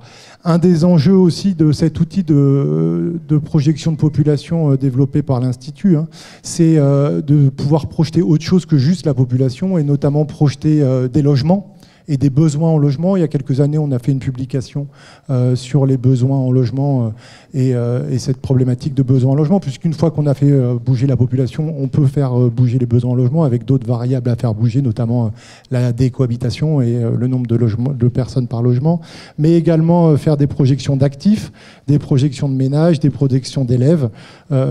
Et c'est aussi un outil qui nous permet de regarder à l'infrarégional. Et alors là, je vais mettre un peu de réserve parce que je ne veux pas non plus vendre du rêve aux décideurs publics ici, c'est-à-dire qu'on considère que si on a moins de 50 000 habitants, on peut on ne peut pas utiliser l'outil ONFAL, donc il faut quand même des zones un peu épaisses sur notre territoire.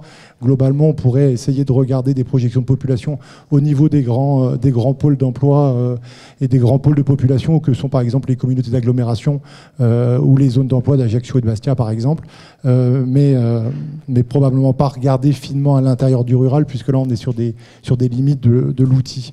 Donc voilà. Je vous remercie. J'espère avoir été assez clair. Je vous laisse mes coordonnées parce que moi je suis ici et je suis disponible pour toutes vos questions, vos remarques ou vos accompagnements possibles avec nos chiffres et nos données. Et bien on va vous laisser la parole maintenant. Merci.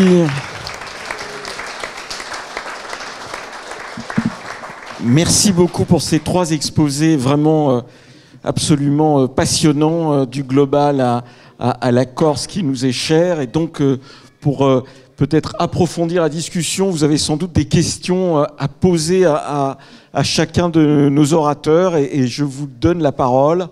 Qui veut commencer la première question? C'est toujours la plus...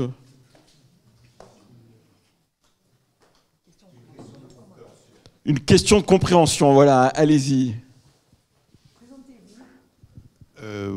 Oui, alors... Présentez-vous. François Casabianca, membre du CESEC. Je suis là à ce titre-là, du Conseil économique et social. Oui, moi je voulais savoir, Antonin, quand tu parles d'hypothèse centrale, est-ce qu'on peut considérer que c'est le scénario tendanciel, en gros, c'est une projection de... Si on continue comme on est aujourd'hui. Voilà, c'est bien ça. C'est bien ça. Et du coup, est-ce que ça prend en considération les propos qui ont été tenus au tout début sur le changement climatique? En d'autres termes, est-ce que le fait que notre île devienne largement inhabitable va-t-il avoir une inflexion forte sur les facteurs qui sont pris en compte dans ton modèle? Voilà Allez-y, c'est pas sûr qu'elle soit inhabitable, mais on demandera à François Gémen.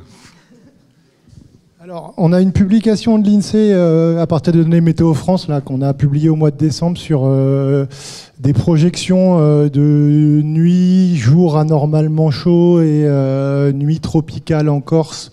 À partir d'un travail qui avait été réalisé en Occitanie et qu'on a réappliqué. Globalement, on va avoir une augmentation des chaleurs d'après ce modèle de Météo France, mais dans une moindre mesure que d'autres territoires continentaux et notamment toute la vallée du Rhône et l'intérieur. Voilà, il y a quand même un effet un peu littoral méditerranéen qui risque. Alors on part déjà d'un peu plus haut, donc l'anomalie, elle part déjà d'un peu plus haut, et c'est vrai que 5 degrés quand il faisait déjà 35, c'est pas pareil que 5 degrés quand il en fait 25, mais globalement, je vous invite à aller voir cette publication de l'INSEE sur ce dérèglement climatique, en tout cas sur ces modèles météo de Météo France.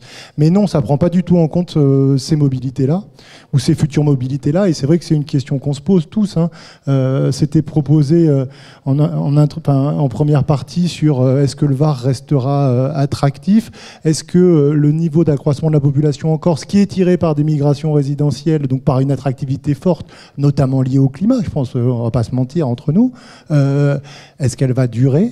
Est-ce que si je peux me permettre, même à tir d'alarme, est-ce que cette année, cette mauvaise saison ressentie par les professionnels n'est pas déjà symptomatique de quelque chose de ce côté-là? Et on peut se poser la question. L'année dernière, on a eu une tempête très importante au mois d'août. On a malgré tout des phénomènes de chaleur marqués.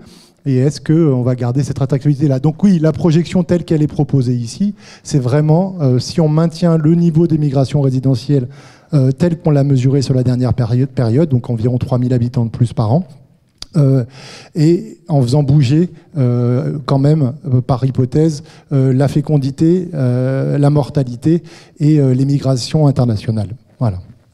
Peut-être que François Gémen veut rajouter quelque chose.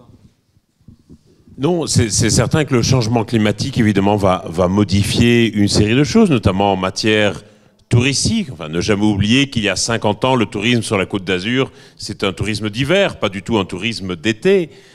Et donc, à l'inverse, il est possible que les saisons touristiques évoluent aussi. Et donc, effectivement, sur la question de l'habitabilité, effectivement, le climat sera sans doute considéré comme moins clément pour certaines catégories de la population, pour les personnes âgées, pour les personnes ayant des déficits immunitaires, notamment cardio-respiratoires, etc. Donc il faut prendre ça en compte, et c'est l'intérêt aussi, je crois, d'une conférence comme celle d'aujourd'hui, c'est d'essayer de prendre en compte différents paramètres d'évolution de la démographie, et donc aussi des conditions économiques, et très souvent, ce n'est pas le cas. Prenons la question de la réforme des retraites, qui est le grand sujet d'actualité sociale qui a agité la France ces derniers mois. Il ne s'agit pas ici de dire qu'il faut être pour ou contre, mais moi j'étais frappé de voir que les plans de cette réforme des retraites, qui s'appuyaient sur des projections démographiques de long terme, ne prenaient pas du tout en compte l'impact que le changement climatique allait avoir sur l'immigration et donc sur le nombre de contributeurs au système, sur l'espérance de vie. On en a parlé, on a vu que le Covid avait quelque part mis un terme à la perspective linéaire d'évolution de l'espérance de vie. Très vraisemblablement, le changement climatique va aussi avoir un impact sur l'espérance de vie ou sur la pénibilité de certains métiers. Et ça, évidemment, ce sont des paramètres qui me paraissent absolument importants à prendre en compte dès lors qu'on veut considérer une réforme prospective à 20 ou 30 ans. Et je vous le dis malheureusement, mais le fait qu'on n'ait pas pris en compte ces paramètres dans la réforme actuelle des retraites, ça veut dire que ça condamne à faire une nouvelle réforme des retraites d'ici 5 ou 10 ans. Et quand on voit l'agitation sociale que ça provoque, je ne suis pas sûr que tout le monde ait envie de revivre ça tous les 5 ans. Merci. Une autre question ? Oui, merci. Madame la Présidente, allez-y. Marie-Jeanne Nicoli est présidente du CESEC. Mais pour rebondir sur la question de François Casabianca, est-ce qu'il y a, puisqu'on est... Merci d'abord aux 3 intervenants, c'est vraiment très intéressant. Et est-ce que par rapport à ce que vous venez de dire, monsieur François Gémen, de la prise en compte de ces paramètres, et puisqu'on est dans une perspective prospective et qu'on va essayer de réfléchir à ce que sera la Corse en 2050, est-ce qu'il y a moyen, d'un point de vue, je dirais, statistique, ou en tout cas de travailler sur la prise en compte à partir des projections qui sont celles de l'INSEE et des paramètres que vous évoquez? Est-ce qu'il y a un moyen, je dirais pas scientifique, mais en tout cas de prospective, qui permettrait de les croiser et qui permettrait donc de moduler le propos tenu par Antonin, qui était sur une courbe uniquement basée sur l'évolution statistique de la population. Parce que justement, vous disiez qu'il faut prendre en compte ces paramètres, et comment faire? Est-ce qu'il y a une possibilité de le faire? Est-ce qu'on peut modéliser? Oui, bien entendu. Enfin, il y a toute une série d'exercices scientifiques, notamment de grands projets soutenus par l'ANR au niveau français, soutenus par la Commission européenne au niveau européen, qui précisément visent à croiser ces différentes perspectives. Et c'est aussi un exercice qui peut tout à fait être réalisé à l'échelle d'une collectivité en croisant précisément ces différentes perspectives. Enfin, nous, dans le climat, on travaille très souvent avec nos collègues de l'INSEE, très souvent avec nos collègues de l'INED également, sur les questions démographiques, sur les questions d'immigration, et c'est essentiel, évidemment. Vous voulez rajouter quelque chose? Comme je l'ai présenté, il y a 3 composants. Et ces 3 composants sur lesquels on va jouer. C'est-à-dire que si on considère que le réchauffement climatique va donner un coup de frein à la croissance de l'espérance de vie, ben on joue sur la mortalité. Si on considère que le réchauffement climatique va avoir des conséquences en termes de migration internationale, eh ben on viendra jouer sur cette variable de migration internationale. Donc on peut, avec ONFAL, mais alors après, la vraie difficulté, ça va être de dire quel sera le niveau de baisse de l'espérance de vie induite par le réchauffement climatique, ou quels seront le niveau des migrations du fait, par exemple, des réfugiés climatiques tels qu'on l'entend régulièrement et tel que ça a été présenté en première partie par M. Diemen. Donc voilà, donc on peut aussi, à partir de l'outil ONFAL, modifier ces paramètres dans la machine et faire les calculs pour regarder comment pourrait se dérouler cette projection. Un point important pour dire que ça dépend aussi largement des politiques que nous allons mener aujourd'hui. Enfin, sur les questions démographiques, vous avez certains gouvernements qui vont chercher à encourager la natalité. Enfin, c'est le cas du gouvernement hongrois, avec des résultats néanmoins mitigé. Sur la question du changement climatique, ça va largement dépendre de notre capacité à réduire les émissions de gaz à effet de serre aujourd'hui et également à dévoiler des politiques d'adaptation. Et donc, on n'est pas non plus dans une logique déterministe. Ça va largement dépendre aussi des politiques que nous menons aujourd'hui. Une autre... monsieur? Ah, pardon. Ce que je voulais rajouter, c'est, sans que ce soit une critique de l'INSEE, mais l'INSEE, dans un exercice statistique, c'est leur rôle. Je crois que justement, le rôle de ce genre de conférence, c'est de faire un pas de côté et imaginer des choses. Enfin, on ne va pas dire que les gens de l'INSEE n'ont pas d'imagination, mais ce n'est pas leur métier. Et je pense que le métier du politique, c'est celui-là. Et je crois que le métier du politique, c'est un métier noble et que c'est là qui se joue au niveau, justement, à mon sens, de imaginer le futur. Et donc s'autoriser de penser que la mortalité peut baisser, que la mortalité peut monter, que la natalité peut repartir aussi, parce que la fécondité, je vous ai dit, il y a des grosses inerties, mais donnons envie aux jeunes générations de faire des enfants. Je pense que là aussi, il y a des choses. Aujourd'hui, on voit bien que la fécondité, elle baisse parce que moi, je vois mes filles, elles me disent qu'elles n'ont pas envie de faire d'enfants. J'ai pas beaucoup d'arguments pour leur dire de faire des enfants, mis à part de nous faire plaisir. Passez vos soirées à venir écouter des conférences. donc voilà, donc je pense qu'il y a un vrai enjeu là-dessus. Et sur l'habitabilité, il y a effectivement le carbone sur lequel on se focalise, mais il y a aussi, et là je pense que politiquement il y a des vrais enjeux, des enjeux d'adaptation de nos villes. Et ça, c'est des choses qui vont se faire très localement. Et là, il y a un vrai enjeu du politique local. Allez-y, monsieur. Oui, je suis Tony Simon-Pietre et je suis maire d'une petite commune à l'intérieur. Et vous êtes démographe. Et je suis... malheureusement. Et moi, ce qui m'étonne depuis très longtemps, c'est ce côté symétrique qu'on donne aux soldes naturels et aux soldes migratoires. Présenté par vous, c'est, voilà, on augmente l'un, on diminue l'autre, etc. Et pourtant, ce n'est pas du tout ça en politique.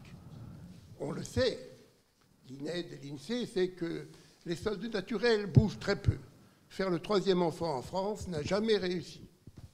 Et aujourd'hui, on a vu la baisse de la natalité. Quand je vois le graphique que vous avez porté sur la Corse en 70, etc., avec beaucoup de vues, cette pyramide inversée, comme vous avez dit, et ça, politiquement, ça veut dire qu'il va manquer de population active. Il va manquer de médecins, d'infirmiers, d'agriculteurs, etc., etc. Et d'où ils vont venir, cela? Si on veut garder le même niveau de vie que nous avons aujourd'hui dans les années, il va falloir faire de l'immigration massive. Et je le dis avec tellement de plaisir pour faire la nique à toute l'extrême droite française qui est contre l'immigration. C'est un plaisir que vous me donnez, Madame la Présidente, magnifique. Il va falloir avoir des politiques d'immigration sérieuses, poussées, financées, conçues. Il va falloir abandonner cette idée que que les immigrants sont pas des réfugiés, sont des gens qui sont affamés, qui fuient leur pays. C'est pas du tout ça. Il va falloir penser à une migration positive. Sinon, eh bien, on n'aura plus qu'à continuer les EHPAD et que les vieux meurent de plus en plus vite pour essayer d'avoir le même niveau de vie. Alors, mon point, c'est, quand vous présentez solde naturel, solde migratoire, dites quelques paroles. C'est pas arithmétique. Il y a une question peut-être derrière, et puis avant que la présidente nous parle des politiques d'intégration par la langue.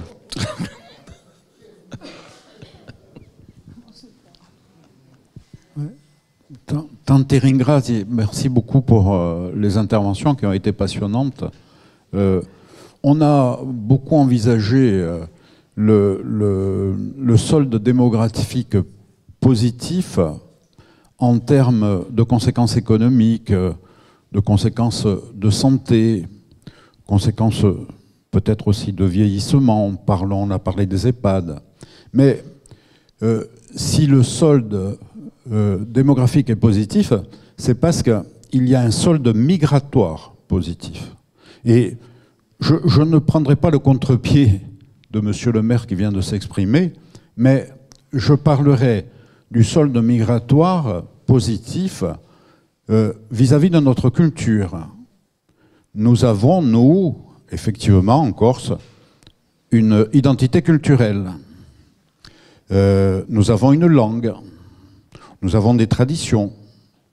Ce solde migratoire positif, en forte proportion, comme nous l'avons vu, hein, on parlait de 7700 arrivées et de 480 départs. Enfin, c'était un solde migratoire extrêmement positif en termes de statistiques. Mais est-ce qu'on envisage assez, on fait tout pour sauver notre langue maintenant, qu'adviendra-t-il de notre langue et de notre culture si effectivement ce solde migratoire continue à cette cadence-là? Voilà ma question. Ah, si vous voulez répondre, allez-y. Je vais prendre le point de vue du continent. La France, dans son intégralité, accueille énormément de migrants. La politique de la France est très claire là-dessus. Enfin, quand un migrant arrive en France, il se met au français assez rapidement. C'est assez remarquable d'ailleurs. En 4-5 ans, les gens parlent un français assez courant et même pour un grand nombre d'entre eux, mieux que beaucoup de Français nés en France. Donc effectivement, cette question, elle est importante. Et vu du continent, j'ai tendance à penser que ça, c'est un travail typiquement du politique corse, de mettre en place des possibilités d'apprendre le corse à tous les âges. Et là, il y a une vraie marge de manœuvre. Et là, je crois que c'est à Lille de proposer et de mettre ça en place. Mais on sait que les migrants, enfin, une des caractéristiques des migrants, hein, c'est de s'adapter aux cultures dans lesquelles ils arrivent, hein, quoi qu'on en dise. C'est-à-dire que la fécondité, et ça a été redit par François Gémen, c'est spectaculaire. C'est-à-dire que vous venez d'un pays où il y a en moyenne 7 enfants par femme, vous arrivez dans un pays où il y a 1,5 enfants par femme, vos enfants feront 1,5 enfants par femme. Et vous-même, vous en ferez pas 7. Donc, on sait que les migrants s'adaptent très rapidement, mais s'adaptent aussi en fonction de la manière dont ils sont accueillis et dont ils sont intégrés. Oui, là, pour le coup, c'est un peu plus mon métier, mais bien évidemment, les politiques d'intégration jouent beaucoup, et la particularité de la Corse par rapport à d'autres régions aujourd'hui, c'est sa forte capacité d'intégration. Et c'est vrai que les efforts qui ont été faits sur le plan culturel depuis 10, 20, 30 ans joue beaucoup. Et la deuxième chose qui joue, il faudrait là que l'INSEE nous donne le détail, mais plus les personnes, je dirais, viennent de culture ou sont formées, ont un niveau élevé de formation, et plus les capacités d'intégration et d'intégration sur le plan économique sont fortes. Et c'est ça aussi l'enjeu, parce qu'il y a migration et immigration et immigration. Et on le voit là aussi en fonction des régions. Et la particularité des difficultés, c'est quand on a des personnes qui arrivent avec un faible niveau de qualification. Par exemple, on n'a pas en Corse, et c'est pas une critique que je fais, par exemple, parmi les flux migratoires que nous avons actuellement sur le continent, il y a une forte proportion de personnes qui ne savent ni lire ni écrire leur propre langue, et les capacités d'intégration, même dans le français, sont compliquées du fait du faible niveau de départ. Et ce n'est pas le cas quand on voit dans les immigrations qui sont présentées en Corse, ce n'est pas le cas de ceux qui arrivent ici. Et ça change les données d'intégration. Bien évidemment, il faut défendre la langue et à partir de là, favoriser l'intégration, Madame la Présidente. Alors, juste rapidement, parce que c'est vrai qu'on arrive tout de suite sur migration résidentielle, migration internationale. Là, on a quand même 7700 arrivées, dont 895 de l'étranger. Donc on est quand même sur des migrations vers la Corse du continent français. Et pas des migrations internationales. Et les départs, ils se font aussi vers le continent français. C'est vrai, je ne l'ai pas dit, mais on n'a pas de mesure des départs de la Corse vers l'étranger. Donc ça, on le regarde après, parce qu'on appelle le solde migratoire apparent. Quand on a mesuré la population une année, une autre année, qu'on a regardé les arrivées, les naissances et les décès, il reste les sorties vers l'étranger qu'on appréhende de cette manière-là. Mais globalement, la problématique culturelle, c'est encore une autre problématique qui ne relève pas du tout de la statistique, je ne pense pas. Alors il y a ces problématiques de formation, mais bon, comme c'est des migrations qui viennent de France continentale, on est sur des gens qui globalement savent lire et écrire, puisque aujourd'hui en France, on a un taux d'illettrisme qui est quand même plutôt bas. Et là, je parlais plutôt en tant que citoyen, c'est-à-dire que oui, l'intégration en France se fait par la langue française, mais le problème de la Corse, c'est que, et on le voit bien ce soir, on parle dans quelle langue? On parle en langue française, et on a cette langue française qui fait que même quand on a cette démarche et cette envie, ou parce que par l'école on apprend la langue corse, très rapidement, dès qu'on est face à un locuteur en langue corse qui a des difficultés, on rebascule en français parce que on n'a pas forcément la patience, ou parce qu'on n'a pas forcément envie de partager sa langue, ou pour plein d'autres raisons. Mais on voit bien qu'il y a des enjeux politiques marqués, cette identité culturelle qu'il faut évidemment défendre, parce que je pense que chaque langue qui meurt, c'est quand même juste une horreur. Elle va passer par des décisions politiques et des décisions politiques d'intégration des nouveaux habitants de la Corse. Après, on ne peut pas le faire sans la volonté des gens qui arrivent.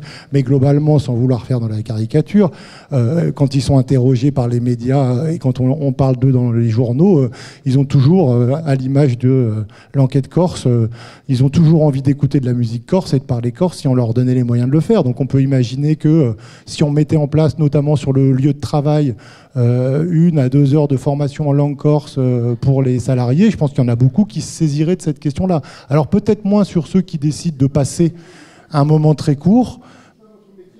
Non, mais là je parlais en tant que citoyen, je me suis permis en tant que citoyen une petite brève pour imaginer des choses pour cette langue. Mais vous avez raison, je vais redonner la parole à Madame Maupertuis pour qui c'est son champ d'action. D'autres Monsieur le député Castellani, pardon.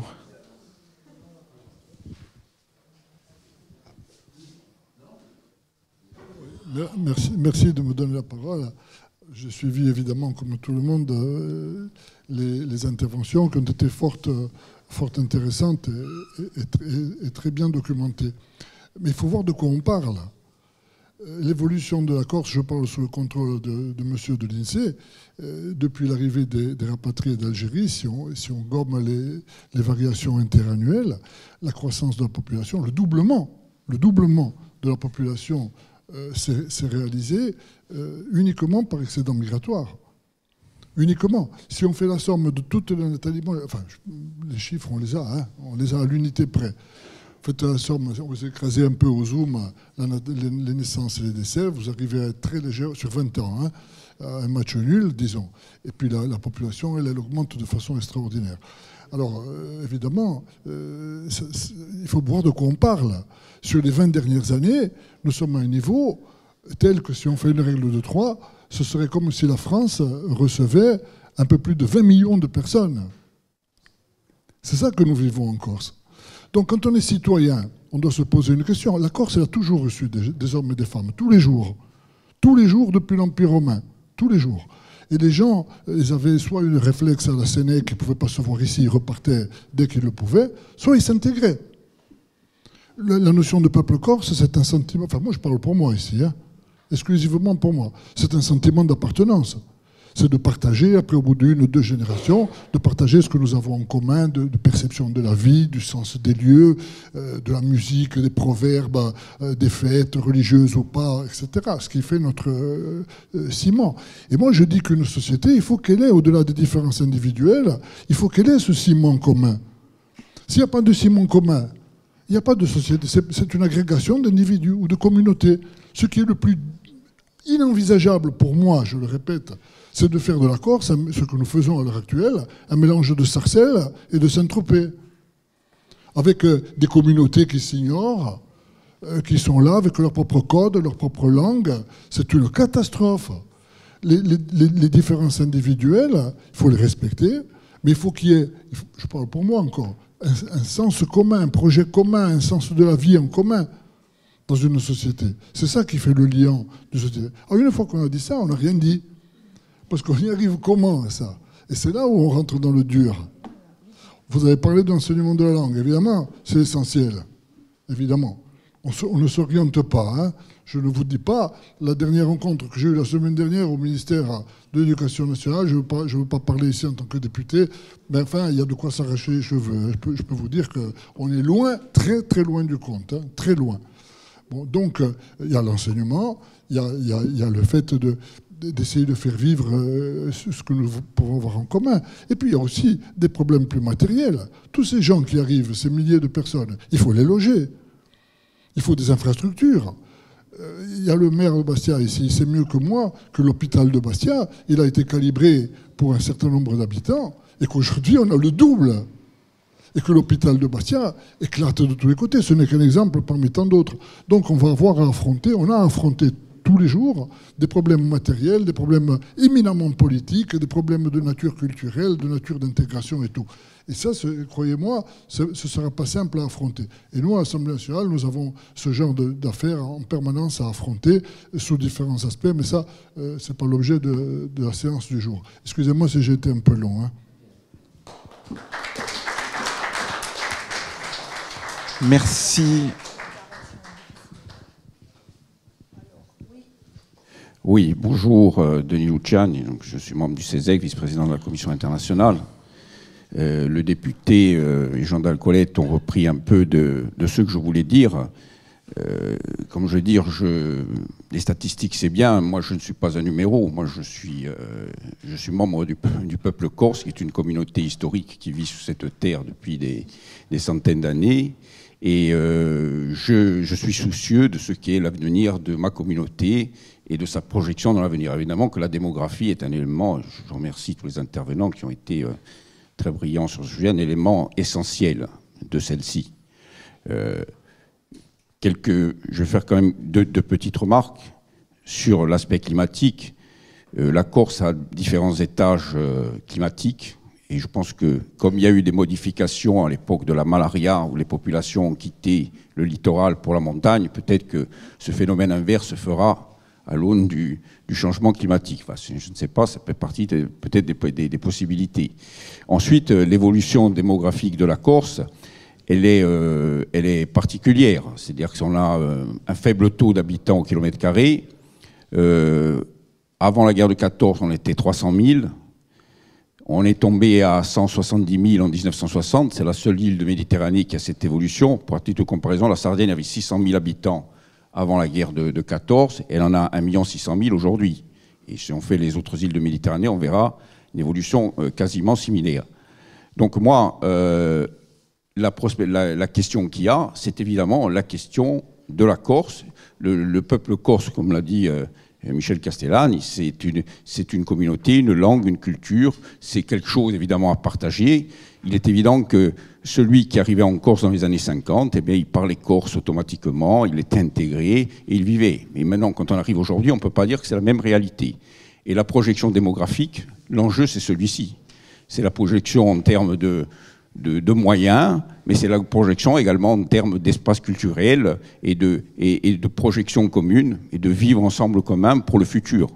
Alors, les schémas, évidemment, vous avez mis des schémas démographiques particuliers. Je veux juste apporter un élément, je pense que vous l'avez. Par exemple, la démographie scolaire est stable depuis les années 2000, alors que la population augmente. C'est un élément, moi je sais parce que je siège aux instances académiques, et donc c'est un élément que l'on constate très, très facilement.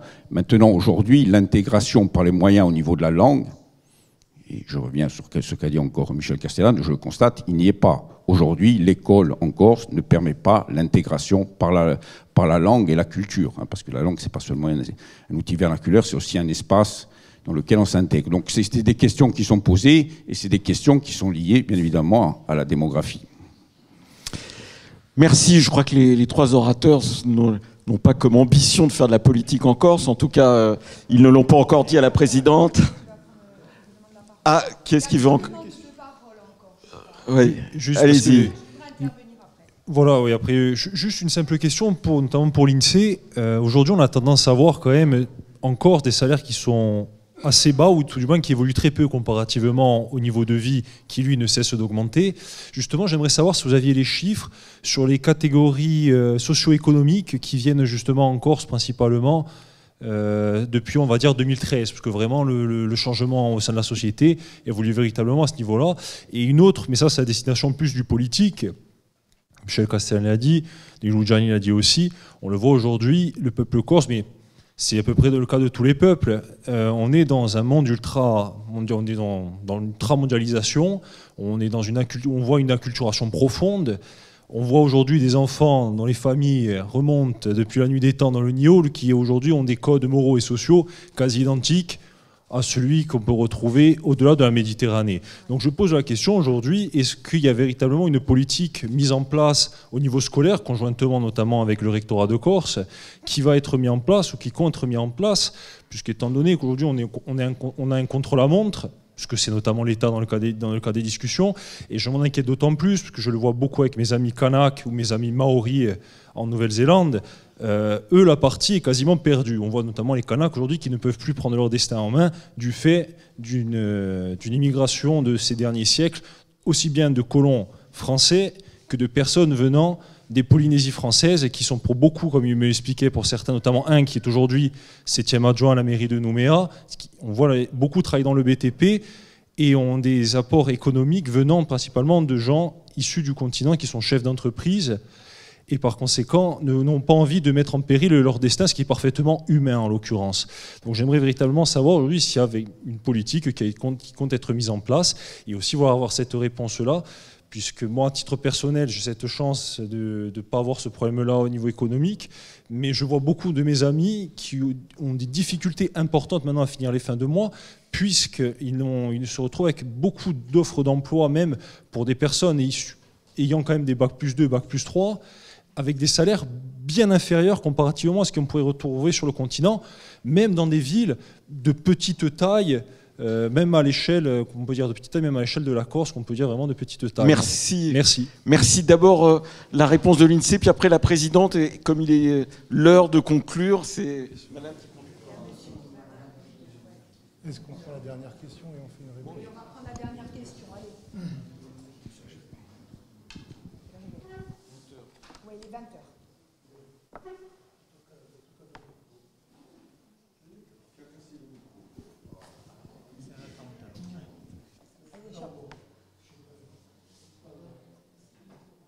Alors levez-vous et parlez fort. Non, mais c'est bon, je peux parler quand même comme ça. Ça y est. Donc, voilà. Christian Nouvet, l'environnement, Conseil économique et social. Voilà. L'essentiel, l'augmentation de la population en Corse se fait essentiellement sur le littoral et sur les agglomérations, sur les villes et sur le suburbain, y compris pour les gens qui viennent de l'extérieur, mais ceux qui viennent aussi des villages corses. Voilà. Est-ce qu'à un certain moment, alors ça va poser des problèmes, ça, dans la mesure où on artificialise de plus en plus des sols, notamment on prend sur les espaces agricoles, alors qu'on doit avoir l'autonomie alimentaire, normalement, c'est le PADU qui nous le dit, en 2050. Voilà. Il y aura aussi des impacts environnementaux, artificialisation des sols, etc. Ne pensez-vous pas qu'à un certain moment, il va y avoir, on va être obligé de rediriger la population vers l'intérieur de la Corse, parce que je pense qu'arrivé à un certain moment, et on ne va plus pouvoir s'installer là où on s'installe maintenant. Avec derrière, et alors là, c'est une autre question assez épineuse, c'est démographie et urbanisme, avec derrière la fameuse capacité d'accueil que vous voyez dans les documents d'urbanisme qui posent question souvent.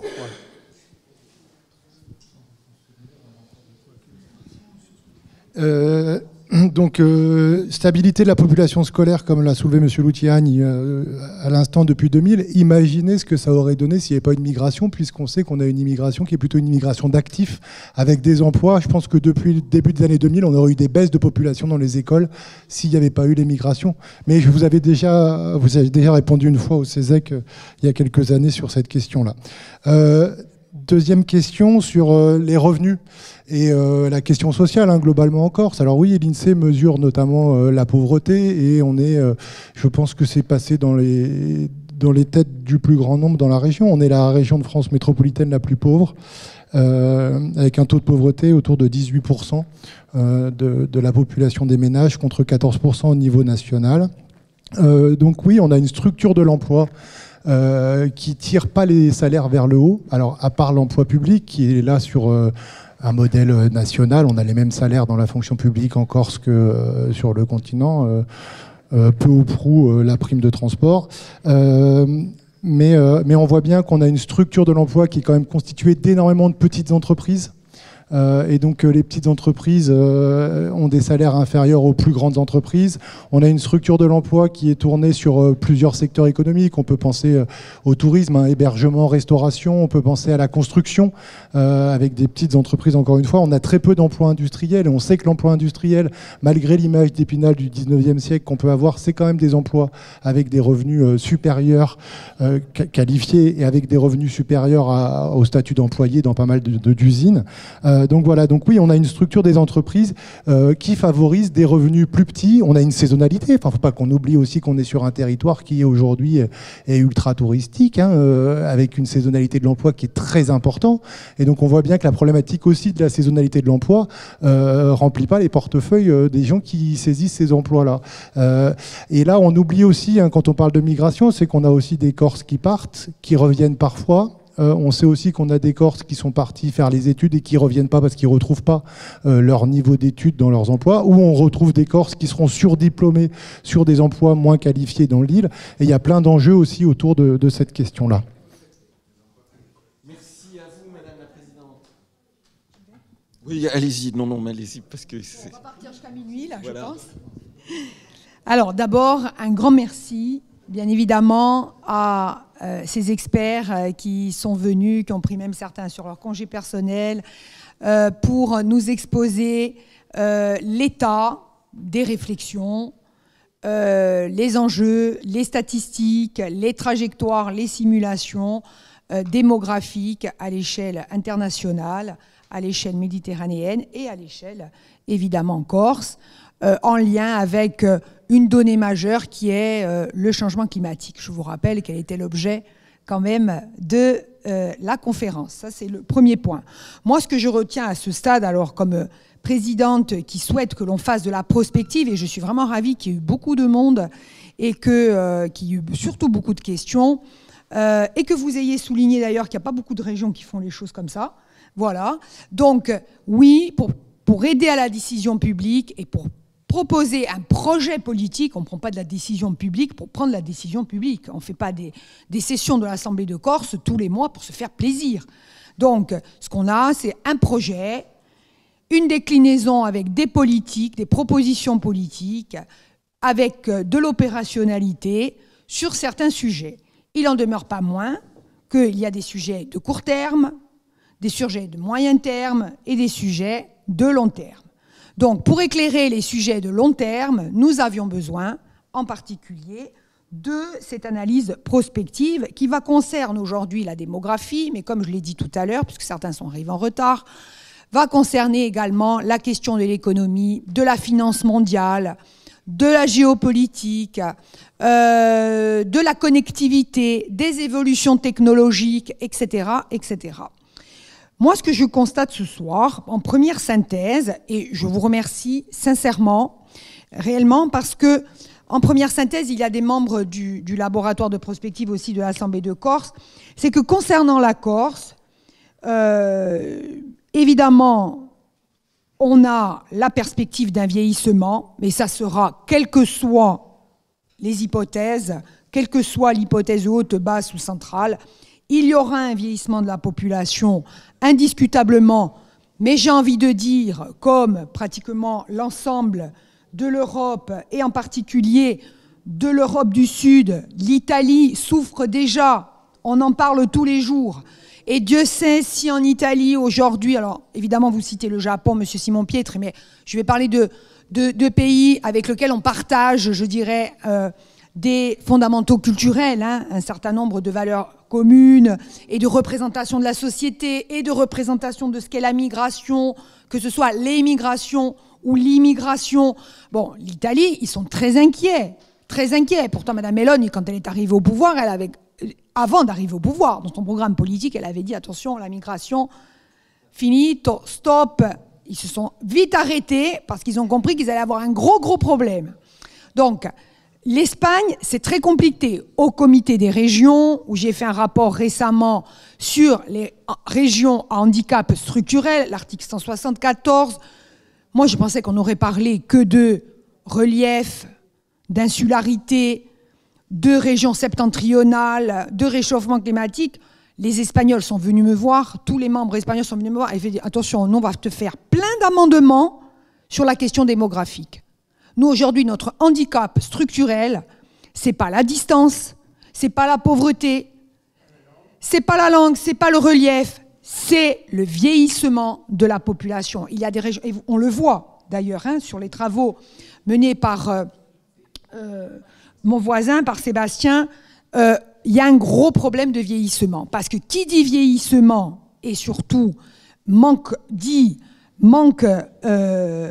besoin de services de proximité, manque de main-d'œuvre, etc., et donc grosse difficulté, manque de capital humain. Parce qu'il ne faut pas voir aussi les jeunes comme de la main-d'œuvre. Hein. Il y a la capacité cognitive, tout ce qu'un pays a d'énergie, de richesse, de créativité. Moi, je veux bien hein, qu'on soit productif et inventif et créatif à 75 ou à 80 ans. Mais c'est démontré qu'on l'est un peu plus quand même à 25 ou à 30. En tout cas, c'est mon cas. Voilà, je le dis, je ne suis pas encore à 80 ans. Donc, ça, c'est le premier point. Le vieillissement, c'est indiscutable. La question des arrivées, effectivement, 7700 personnes qui arrivent, mais effectivement, plus de 4000 qui partent, donc il y a 3000 personnes tous les ans en plus.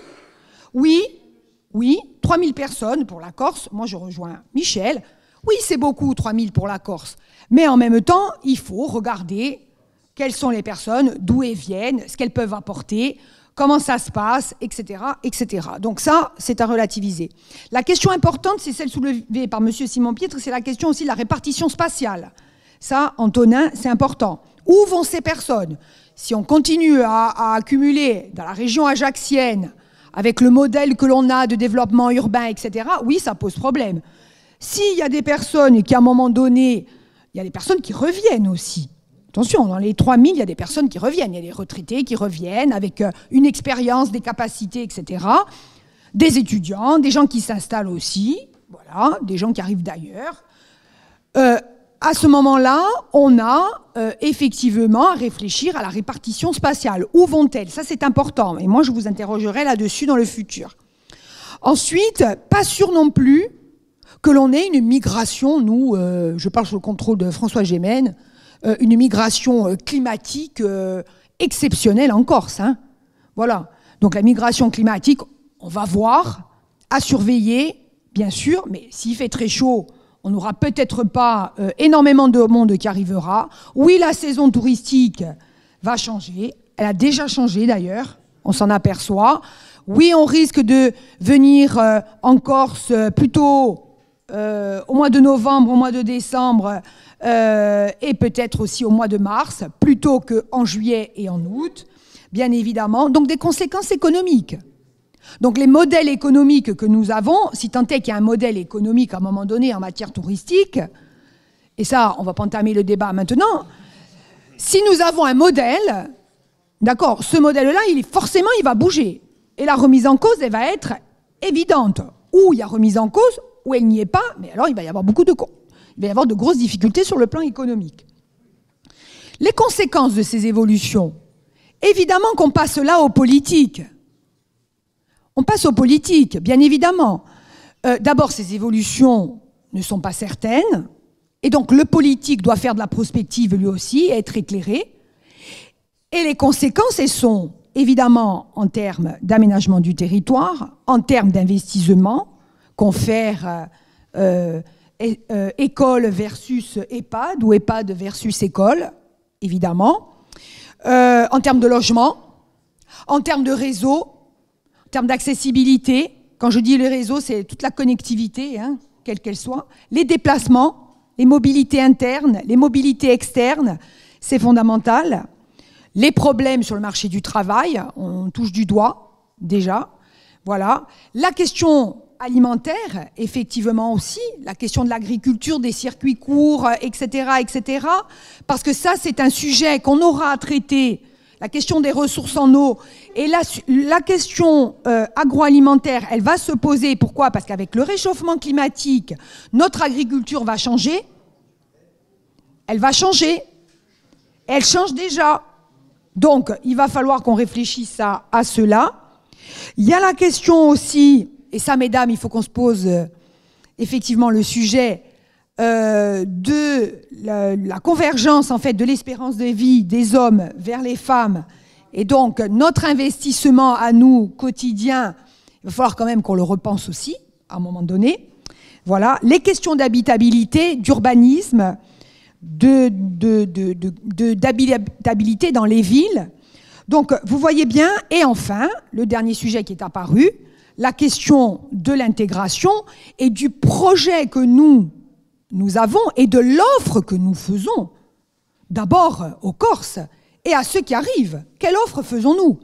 Alors, Antonia Luciani est partie, mais il y aura à la rentrée un rapport sur la question de la langue, évidemment, et de l'apprentissage de la langue. Je vous rappelle que nous sommes pour une co-officialité, d'accord, avec un modèle intégrateur en la matière. Je parle aussi sous le contrôle de quelqu'un qui connaît bien la question migratoire, les pays à forte identité aussi, et avec un vrai projet. Quand on dit à forte identité, c'est pas dire Sokor, Sounezofir ou Ebashta. Hein. Pays à forte identité, c'est un pays où effectivement, comme on l'a vu lorsqu'on a auditionné des présidents ou vice-présidents de régions autonomes en Europe, le Trentino Alto Adige, qui est italienne, une région italienne, mais où ils sont de langue aussi germanophone et d'autres langues, le ladin notamment. Donc il y a un vrai projet éducatif, il y a un vrai projet intégrateur aussi. Pareil le Vadaost, où là ils parlent français, pour le coup, c'est une situation un peu inversée avec la nôtre, et où économie et langue sont pensées de concert. De concert. Donc là, il y aura un rapport du président de l'exécutif qui sera ensuite débattu en Assemblée de Corse à la rentrée. Donc, on voit bien que la question démographique, elle est à la fois quantitative, mais nous voulions avoir, parce que moi-même je ne les connaissais pas, d'accord, nous voulions avoir un éclairage quantitatif à différentes échelles spatiales, ce que nous avons eu ce soir, et je vous en remercie fortement. Réintégrer cette question démographique dans le cadre du changement climatique, et certains poncifs sont tombés, et merci François Gémen. Mais bien évidemment, la question démographique, elle est hautement qualitative, et elle touche à d'autres dimensions, on le voit bien. La question des besoins et des ressources, et ça c'est une question d'économie politique depuis Malthus, d'accord, la question des ressources à mettre en face des évolutions démographiques, la question culturelle, la question sociale, la question économique, notamment marché du travail. Voilà. Donc, pour moi, le seul chiffre qui m'a fait peur véritablement ce soir, c'est pas celui des arrivées. Celui qui m'a fait peur, et je vais en discuter avec les jeunes de l'Assemblée à Diaduantou, c'est le fait qu'il y ait... Eh oui, c'est celui-là, moi, qui m'a fait peur. 240 seniors pour 100 jeunes. Le vrai chiffre, c'est celui-là. C'est celui-là le vrai chiffre. Et plutôt que de faire peur aux jeunes, il va falloir des politiques pour que ce que nous appelons la prunelle de nos yeux, depuis 2015, puisse être accompagnée, non pas pour pas qu'elle devienne aveugle et qu'elle se laisse bercer par certains discours, mais que réellement elle soit en capacité d'affronter ce futur. Et si ce travail de prospective doit servir, il n'est pas pour moi, il n'est pas par la majorité territoriale. Moi, je suis universitaire, ces statistiques-là, je peux les travailler, comme François Casabianca d'ailleurs, je peux les travailler dans les cercles universitaires. Si ces statistiques doivent servir, c'est pour la génération future.